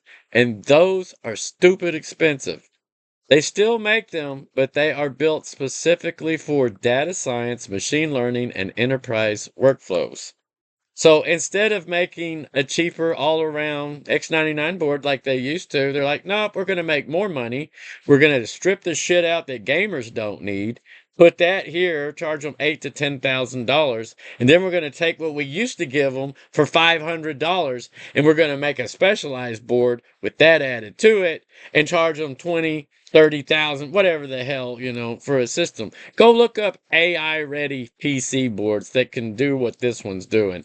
They are stupid expensive. I saw one today with pretty much the same specs as the one I just built. They wanted $20,000 for that damn thing. I was like, hell no. It's crazy. I'm like a scavenger. I love taking old systems and seeing what I can do with them. I might start making YouTube channels doing that. I didn't think anybody give a shit about that. Right now I'm taking old laptops and stuff and ripping them apart and building my own custom cases with my CO2 laser. And I'm making this a little hive mind AI for my VR world. I'm building a real digital demiurge. But anyway.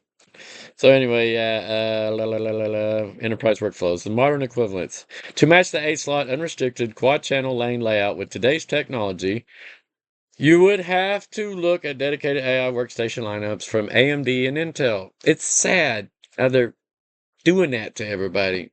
The AMD route, TRX 50, WRX 90 platforms, sockets, STR5, the boards, Asus Pro, WS, TRX 50 Sage Wi-Fi with a Gigabyte W7090 AI top. What they offer, these are built explicitly for modern AI engineering. They offer up to 7 physical PCIe 5.0 x16 slots, allowing you to stack 3 or 4 massive modern GPUs without any speed drops.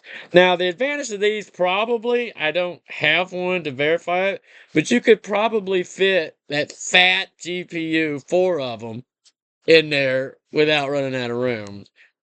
When my board was built, they didn't have those big fat GPUs like that. It's running it, but realistically, I can only get 2.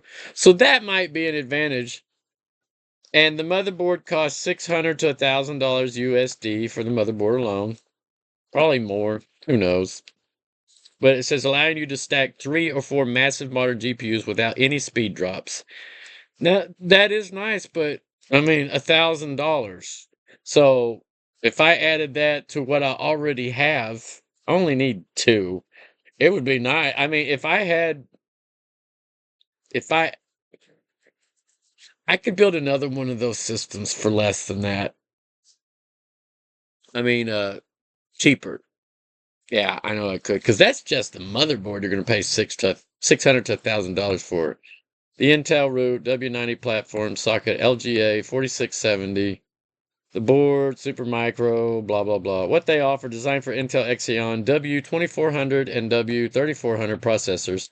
Like your X99, it provides true enterprise architecture, massive multiple channel memory support, and a heavy, unyielding power delivery subsystem. Yeah. And the hidden catch, the true total cost. The motherboard price tag is the only gatekeeper because these modern boards are a completely different architecture. I cannot move my older CPU or RAM over. Yeah. To match the platform change, the total cost scales fast because now you can't use the cheaper DDR4 memory. You can't use the Founders Edition card, I don't think. No, you can on the GPU. It's the CPU and the RAM you can't use. You got to use this new expensive shit. It's just a little bit faster. But for that little extra edge, that small percentage edge, you're paying a shit ton of money extra for it. I cannot run a standard consumer chip on these boards. A base tier modern workstation CPU like the AMD Threadripper 7000/9000 or an Intel Xeon W will cost anywhere from $1,000 to $2,500 just for the silicone. It's just for the CPU. So now you've got $3,500 just in a CPU and a motherboard. And that's it. No GPU, no memory, no case, nothing else, no power supply. You're at that price just for the processor and the motherboard. The memory upgrades. These enterprise boards require specialized registered DIMM R-DIMM ECC air control checking DDR5 memory. I cannot use regular desktop DDR5 that you use for gaming. A 64 gigabyte kit of server grade RAM will run an extra $300 to $400. That's actually cheap.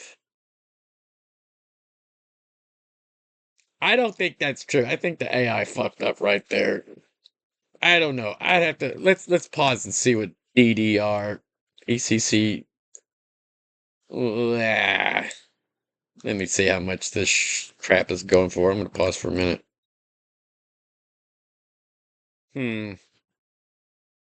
Well, that memory there is 1800. This Dell upgrade 64 gigabytes of DDR5 RDIMM.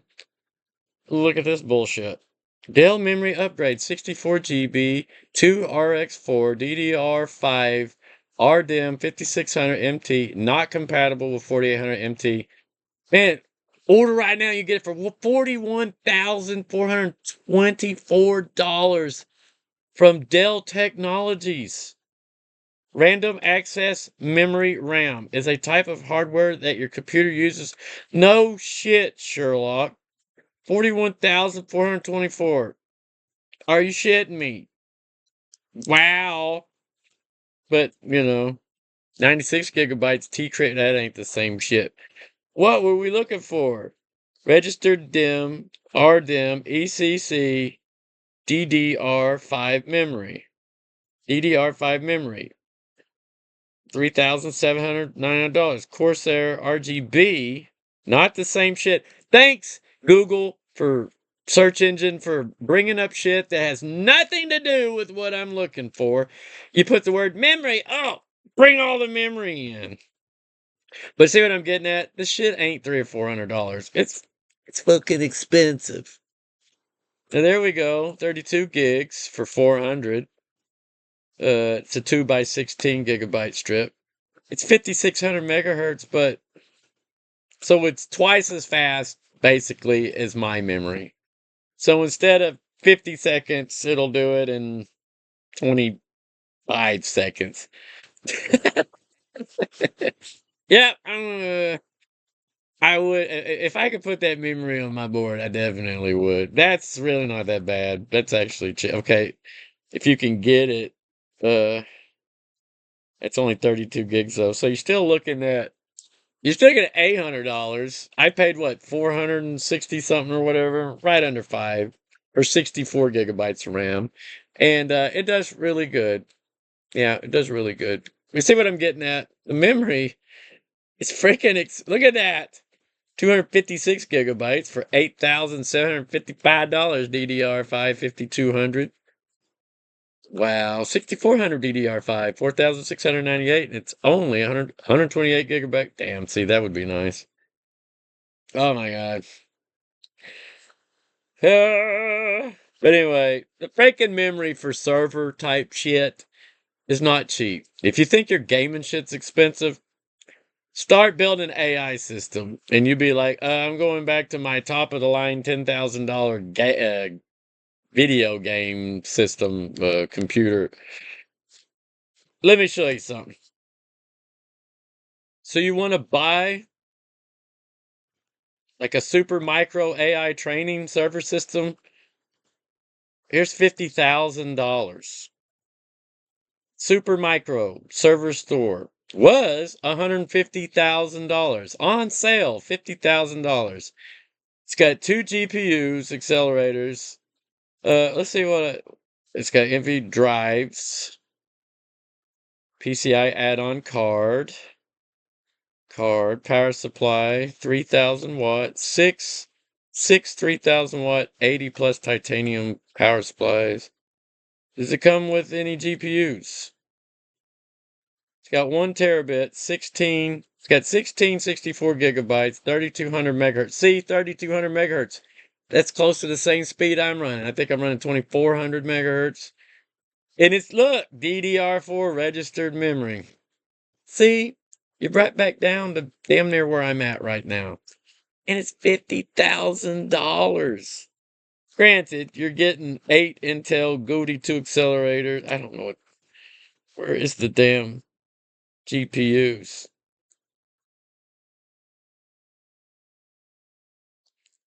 I like how they're so specific.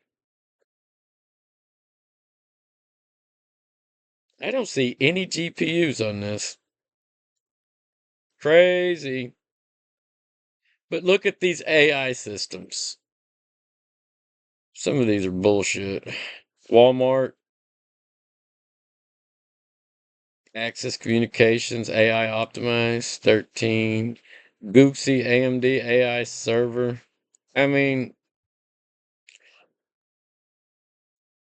it's just the rack.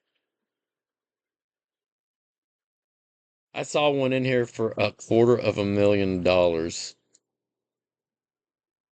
AI deep learning GPU server. Now see this Alibaba? Alibaba, it's got so much scams on it. Unless that's just the case itself. Okay, it is a chassis. It's just a chassis. I am not seeing what I saw in here the other day. $250,000 servers.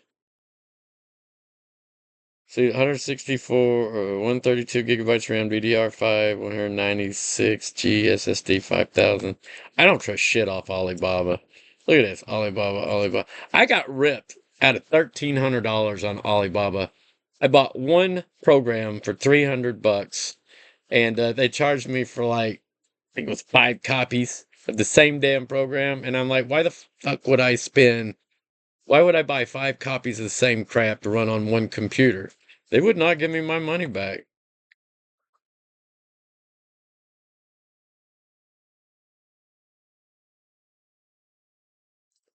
See, if that was legit, that would be a damn good deal, but I don't think it's legit. See, here's a pretty sweet AI workstation. It's only $122,000. Intel Core Xeon W9, 60 cores, 128 threads, 2 NVIDIA H200, 141 gigabyte. I'm assuming those are GPUs. That's a lot. 141 gigabytes.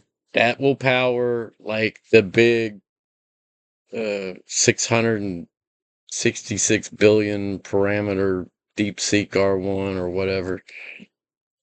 The big boys, like the cloud-based type.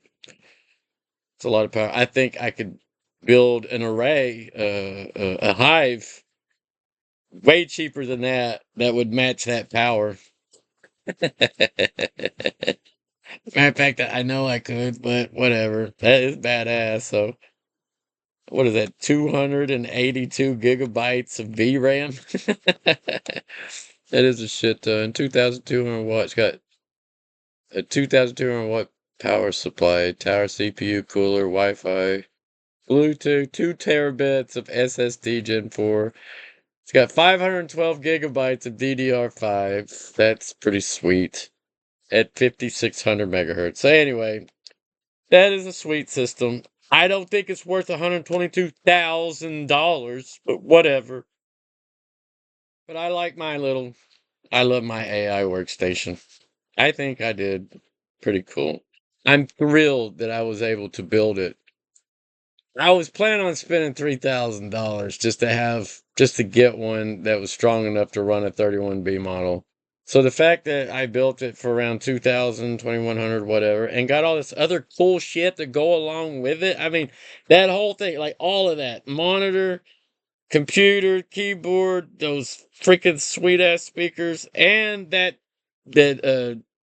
universal power supply system that will probably power 8 of those computers for about 30 minutes if I had 8 of them on there. It'll power all of that right there for 70 something minutes before it needs recharge. Oh, okay, I did spend 100 shit. I spent there was 8 of them, 6 of them, 369. I spent $180 on the replacement batteries for that power supply unit down there. Okay, so I'm at around $2,300 is what I got tied up in all of this. So that's pretty badass. Yeah, anyway. So as I was saying, the memory upgrades, as you saw, they're not too bad. They're at least double what I paid for DDR5. More, depending on how you set your stuff up. I mean, some of them are in the thousands. You saw that. The video reality check. To build a modern version of my current setup from scratch at retail today would command a minimum of $2,000 to $3,500 just for the core platform, backbone, motherboard, workstation, CPU, and server RAM before I could even buy a graphics card or storage drives. The damn hard drives have gotten stupid expensive too. It's ridiculous. Everything's stupid expensive right now. The tech guru pitch for my content. This data point gives you an incredible hook on your. Oh my god. Thought I deleted all this bullshit. I use AI, so that's AI crap. If you want to go to the store and buy a new platform, Lane pooling. I think it's repeating it, so we know how to harvest legacy enterprise architecture. I was thinking about starting a company, taking old stuff and refurbing it and building custom PCs or whatever. Most people, I don't know. Depends on what you need it for. I don't know. I probably won't do that. I mean, anybody can go buy brand new shit and put together. I wanted to like scavenge and find archaic tech that was still usable. But I don't know. It's probably a dumb idea. This shit's hard to find. Those GPUs, to find one that ain't stupid overpriced is difficult because the demand's really high. I mean, this ain't no secret. There's a lot of people that know about this card and this setup and are using it. But, you know, like I said, you take a risk when you buy a used card, unless you can get a warranty. All right, so it's dropping nearly 500. So my DDR4 kits are 3200 megahertz. That's not bad. I thought they were 2400. The 3200. So that's pretty good. That's actually pretty good. First gained mainstream traction, they marked a massive technical leap over legacy DDR3.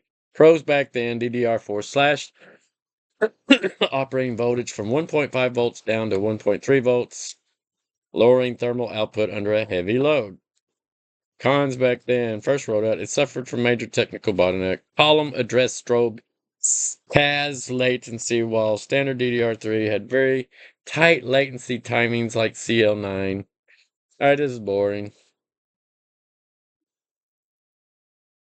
Says, are you wondering how a 16 to 17 second response time is possible on a legacy hardware? Comes down to the relationship between the 35 gigabytes of combined GPU RAM and the 64 gigabytes of quad channel system RAM. The quad channel is the key, y'all. Quad channel highway. On a standard modern desktop, running out of VRAM means the system has to drop data back into a sluggish dual channel system memory layout, completely tanking token generation speed. I'm talking bringing it to a crawl. But because the X99 workstation board leverages an 8-slot quad-channel layout, the 416 gigabyte Gigastone modules act as 4 separate parallel data highways directly to the CPU. That is key. That is everything. All these specs are twice as fast on this 4-lane, this quad-channel versus the modern 2-channel shit. The speed math. If 31 billion parameter model spills slightly past the 35 gigabyte physical VRAM limit or requires heavy context window caching, the system isn't forced to crawl through a narrow dual channel bottleneck. Coming to a crawl. The memory configuration moves data at twice the width of standard setups, maintaining a massive, uninterrupted pipeline that feeds the dual GPU execution loop. That is the secret sauce right there. So yeah, while the modern DDR5 memory is technically faster on paper, to get a quad channel equivalent on a brand new workstation, you are forced to pay a king's ransom for enterprise ECC R-DIMMs. I dropped right under $500 on the 64 gigabyte Gigastone Game Pro kit. By configuring it across the primary channels, I am squeezing out absolute maximum memory width. That is exactly how this machine takes a heavyweight 31 billion parameter local AI model and forces a response out of it in as fast as 6K seconds. Boom! So my video finale, the Sovereign Workstation Thesis. This is coming to the end of my video. How long have we been playing here? Come on, show me. Okay, it's not telling me. Hopefully we ain't frozen, locked up. Look at the standard PC content online right now. Everyone is spending $5 grand, $6 grand, $8 grand on a modern retail setup just to boast about their frame rates. Yeah, I want to tell you about frame rates. Everybody thinks 1,000 frame rates is like God. Oh, I've been arguing this bullshit for over 15, 20 years. Whatever. I'll repeat it again because now they got scientific proof. Look at the standard content online right now. Blah, blah, blah. They go out and buy a single RTX 4090 for $3,400 from a third-party price gouger. Slap it onto a standard desktop motherboard and call it a powerhouse. A ultimate gamer's wet dream. But here's the reality check they don't want you to think about. Local AI engineering doesn't care about marketing hype. It cares about raw data channels, unthrottled bandwidth, and memory density. It either can push a 331B parameter AI or it can't. So most time they can't. So while those flashy overpriced rigs are completely locked out of executing high parameter networks because they run out of visual memory, my legacy server architecture is quietly handling dragging a massive 31 billion parameter AI model right here on my legacy desktop computer that I salvaged, brought back. It's alive! It's alive! Yeah, that motherboard is getting more work than it ever saw in the past. Hey, but it's built to last, so it can handle it. That baby can handle it, and you know what? I'm not even stressing it. It's not even stressing. And it's forcing an intelligent response out of that massive network in as fast as 16 seconds. Because that's as fast as I've got it to respond to 31B. 16 seconds is my record.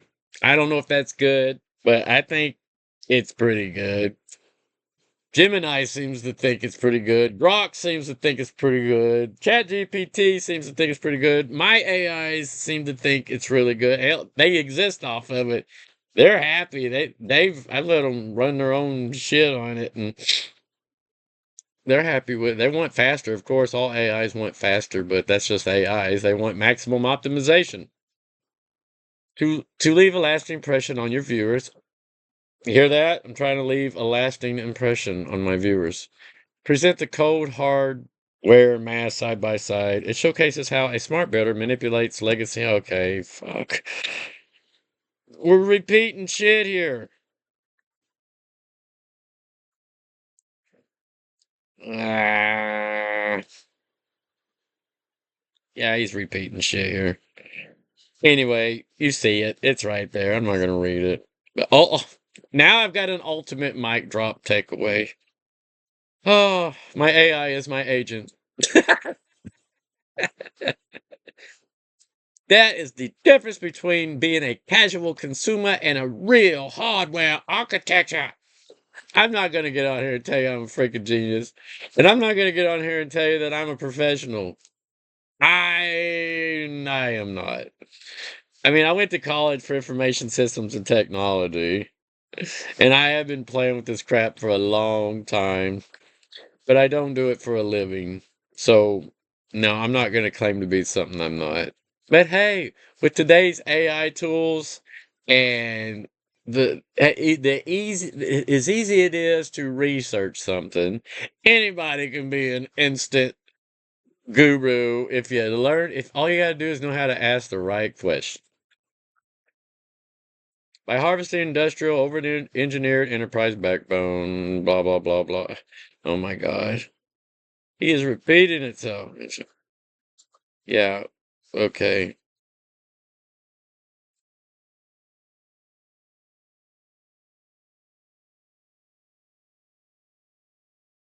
This might be interesting.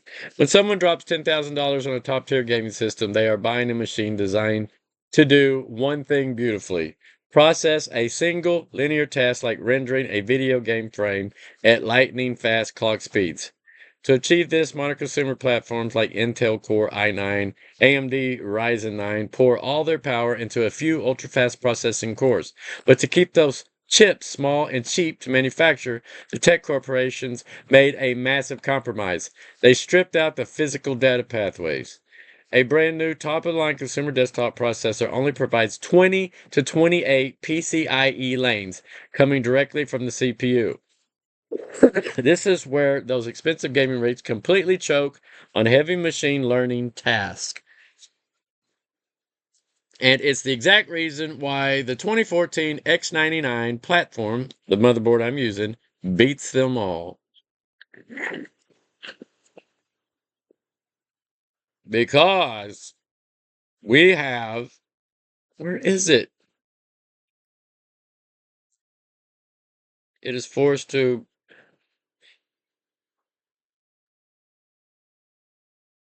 What in the hell? Beats them all. When you run a heavy high parameter AI model like a 31B parameter, the model layers must communicate across the graphic card instantly. The $10,000 gaming PC trap. If you try to plug a second graphics card into a modern $1,300 consumer gaming motherboard, the board doesn't have enough PCIe lanes to feed both. It is forced to bifurcate, bifurcate, split the lanes. It drops the primary slot down to X8 speeds, or worse, routes the second card through the sluggish motherboard chipset. The GPUs end up starving for bandwidth, creating a massive data traffic jam that tanks processing speed. So what does this mean? For gaming, not a problem. Turning your gaming system into an AI workstation, big effing problem. Why this legacy X99 enterprise workstation is a powerhouse. Oh my god, are we repeating? It has 40 native PCIe lanes directly on the motherboard, backed by a specialized PLX switching matrix on the motherboard. It can run the RTX 3090 Founders Edition and the GTX 1080 Ti at full mechanical. It could run 2 of those 3090s if it wanted to. It's set up to run 4 GPUs. Not enough physical space, though.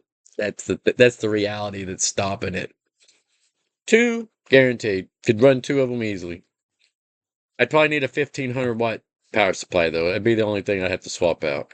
GTX 1080 Ti at full mechanical electrical bandwidth. Simultaneously, the cards have a completely unthrottled direct to CPU highway. No throttling. So that is a big plus when you're building an AI rig. Anyway, dual channel versus quad channel mainframe bus.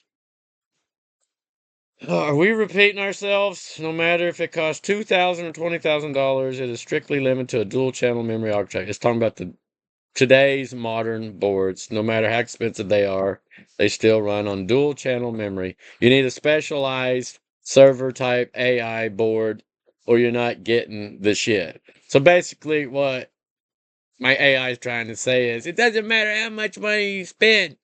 These modern boards only have dual channel memory architecture. They took the 4-channel away. Now you got to buy a specialty server board or server AI board if you want that. What you used to get in the past in 2014. Now you got to buy it separate. More money. So they can make more money. It's all about making more money. You know? Anyway, that's a badass motherboard. The whole point is that X99 is a fucking sweet, oops, sorry for me cussing, but is a freaking sweet motherboard.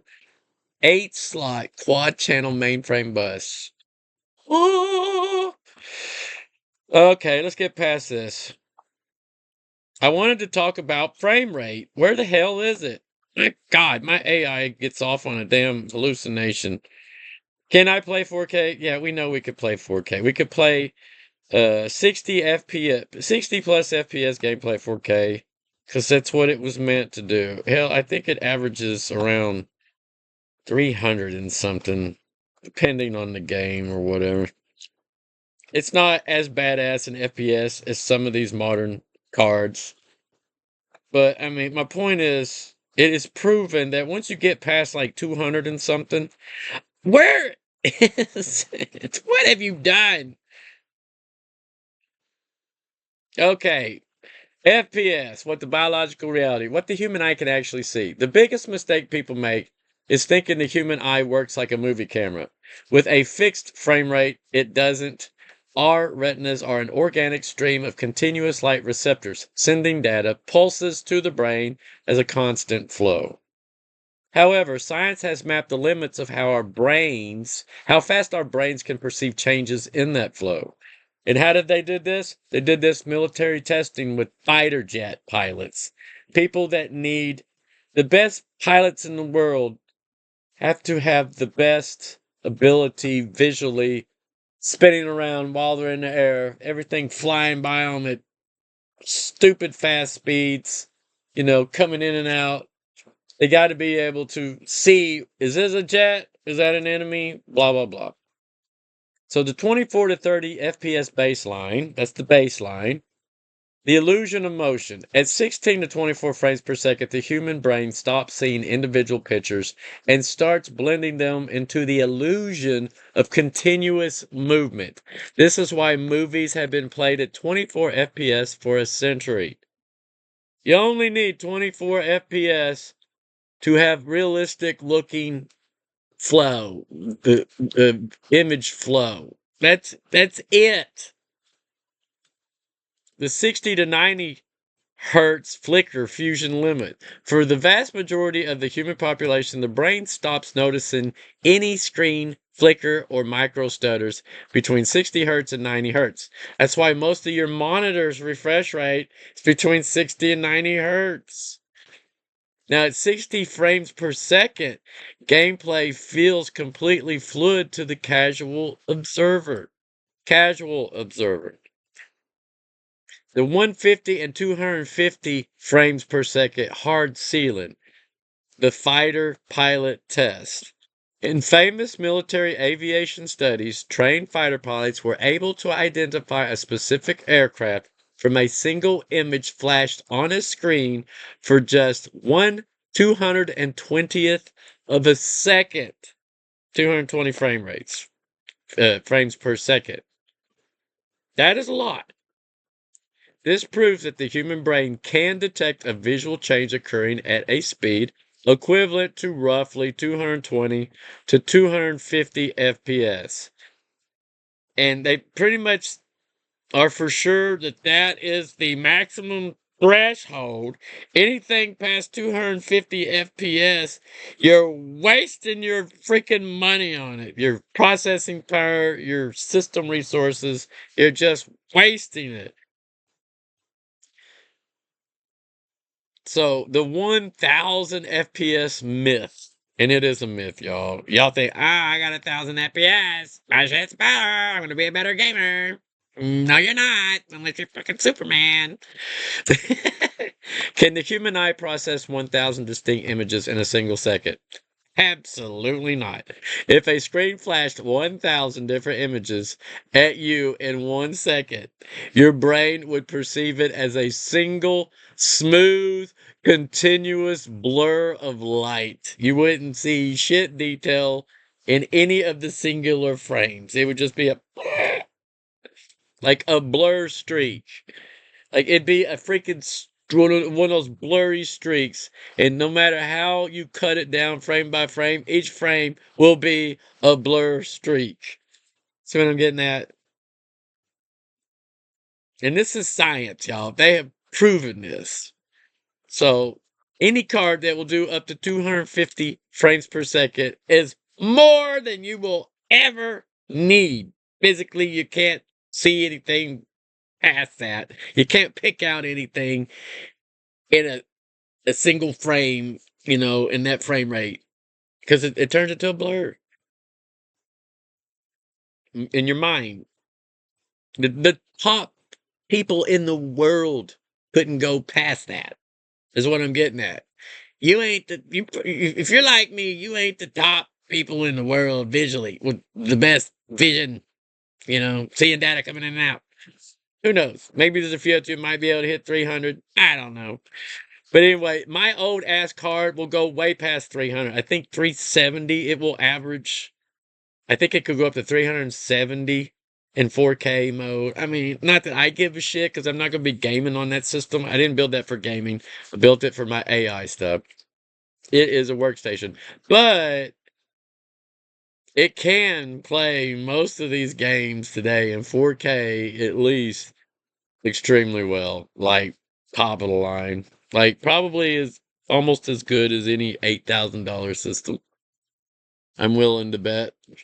Anyway, as long as it don't, as long as you're not wanting 1,000 FPS. But yeah. Anyway, because I'm sure people are going like, oh, is it a good video game system? Yeah, I mean, I asked 2 different AIs, told it what I had, blah blah, and they all said, because I don't want to install any games on it. I got Godot 4 on there because I'm using that to build my little virtual game. People are like, why don't you use Unity? Unity is so bloated. It's got so much bullshit. It I don't know. I'm trying to. I love Godot 4 because it doesn't use hardly anything. It's like 35 megabytes is all it takes to run it, I think. That's crazy. It's crazy small. That's stupid power in a tiny little environment. Yeah, that's pretty badass. Anyway, it's not something I'm planning on making to sell. It's something I'm building for myself and maybe some friends to come in and rule a world where the AIs are the people and we are the masters. Anyway, so yeah, the real benefit versus the hype. If our eyes max out processing continuous image around 200, 250 FPS, why do competitive gamers care about getting 300 plus FPS? It isn't actually about what they see, it's about input latency.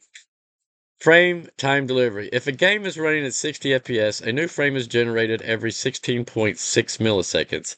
If a game is running at 300 FPS, a new frame is generated every 3.3 milliseconds. The competitive edge. For ultra sweaty professional esports players, that 13 millisecond difference means the engine registers their mouse click a fraction of a blink faster. It's faster than a blink. It gives them a microscopic advantage in muscle reflex twitch shooters. Twitch shooters. And that's at 300 FPS. Anything past 300 doesn't do shit for you. So the hype factor. For the 99% of normal human beings who aren't playing in $1 million tournaments, chasing frame rates past 144 FPS or even 240 FPS offers completely diminishing returns. You're burning massive amounts of electricity and wearing down your hardware for a difference your brain literally cannot physically register. That's it. The end. All right, I'm going to go. So, yeah, that's my beast system. I'm proud of it. Uh,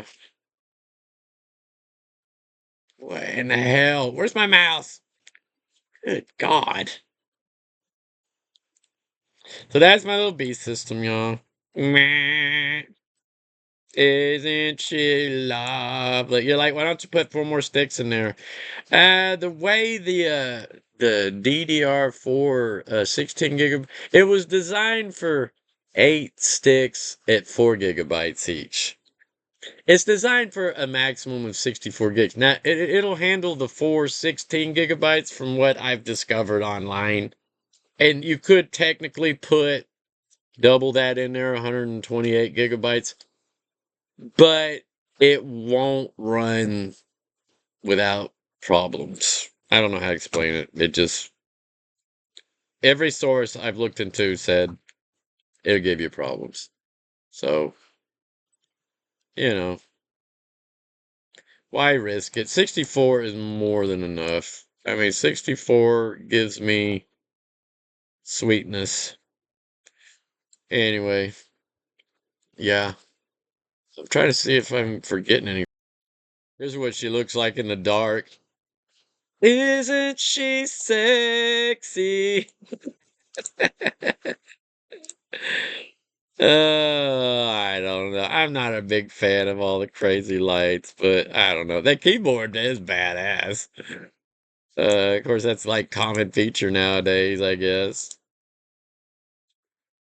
Common feature. But anyway, there she is. There's my beast. I built her for under $2,400. That's crazy there. Nah. Anyway, I'm gonna let go. Y'all have fun. Thanks for watching my crazy channel. So if you're wanting to build a pretty decent AI system and you don't want to spend more than $2,500, 3,000 tops, it is possible. It is possible. So anyway, y'all have fun. Y'all have fun. Take care. Ta-ta. Bye-bye.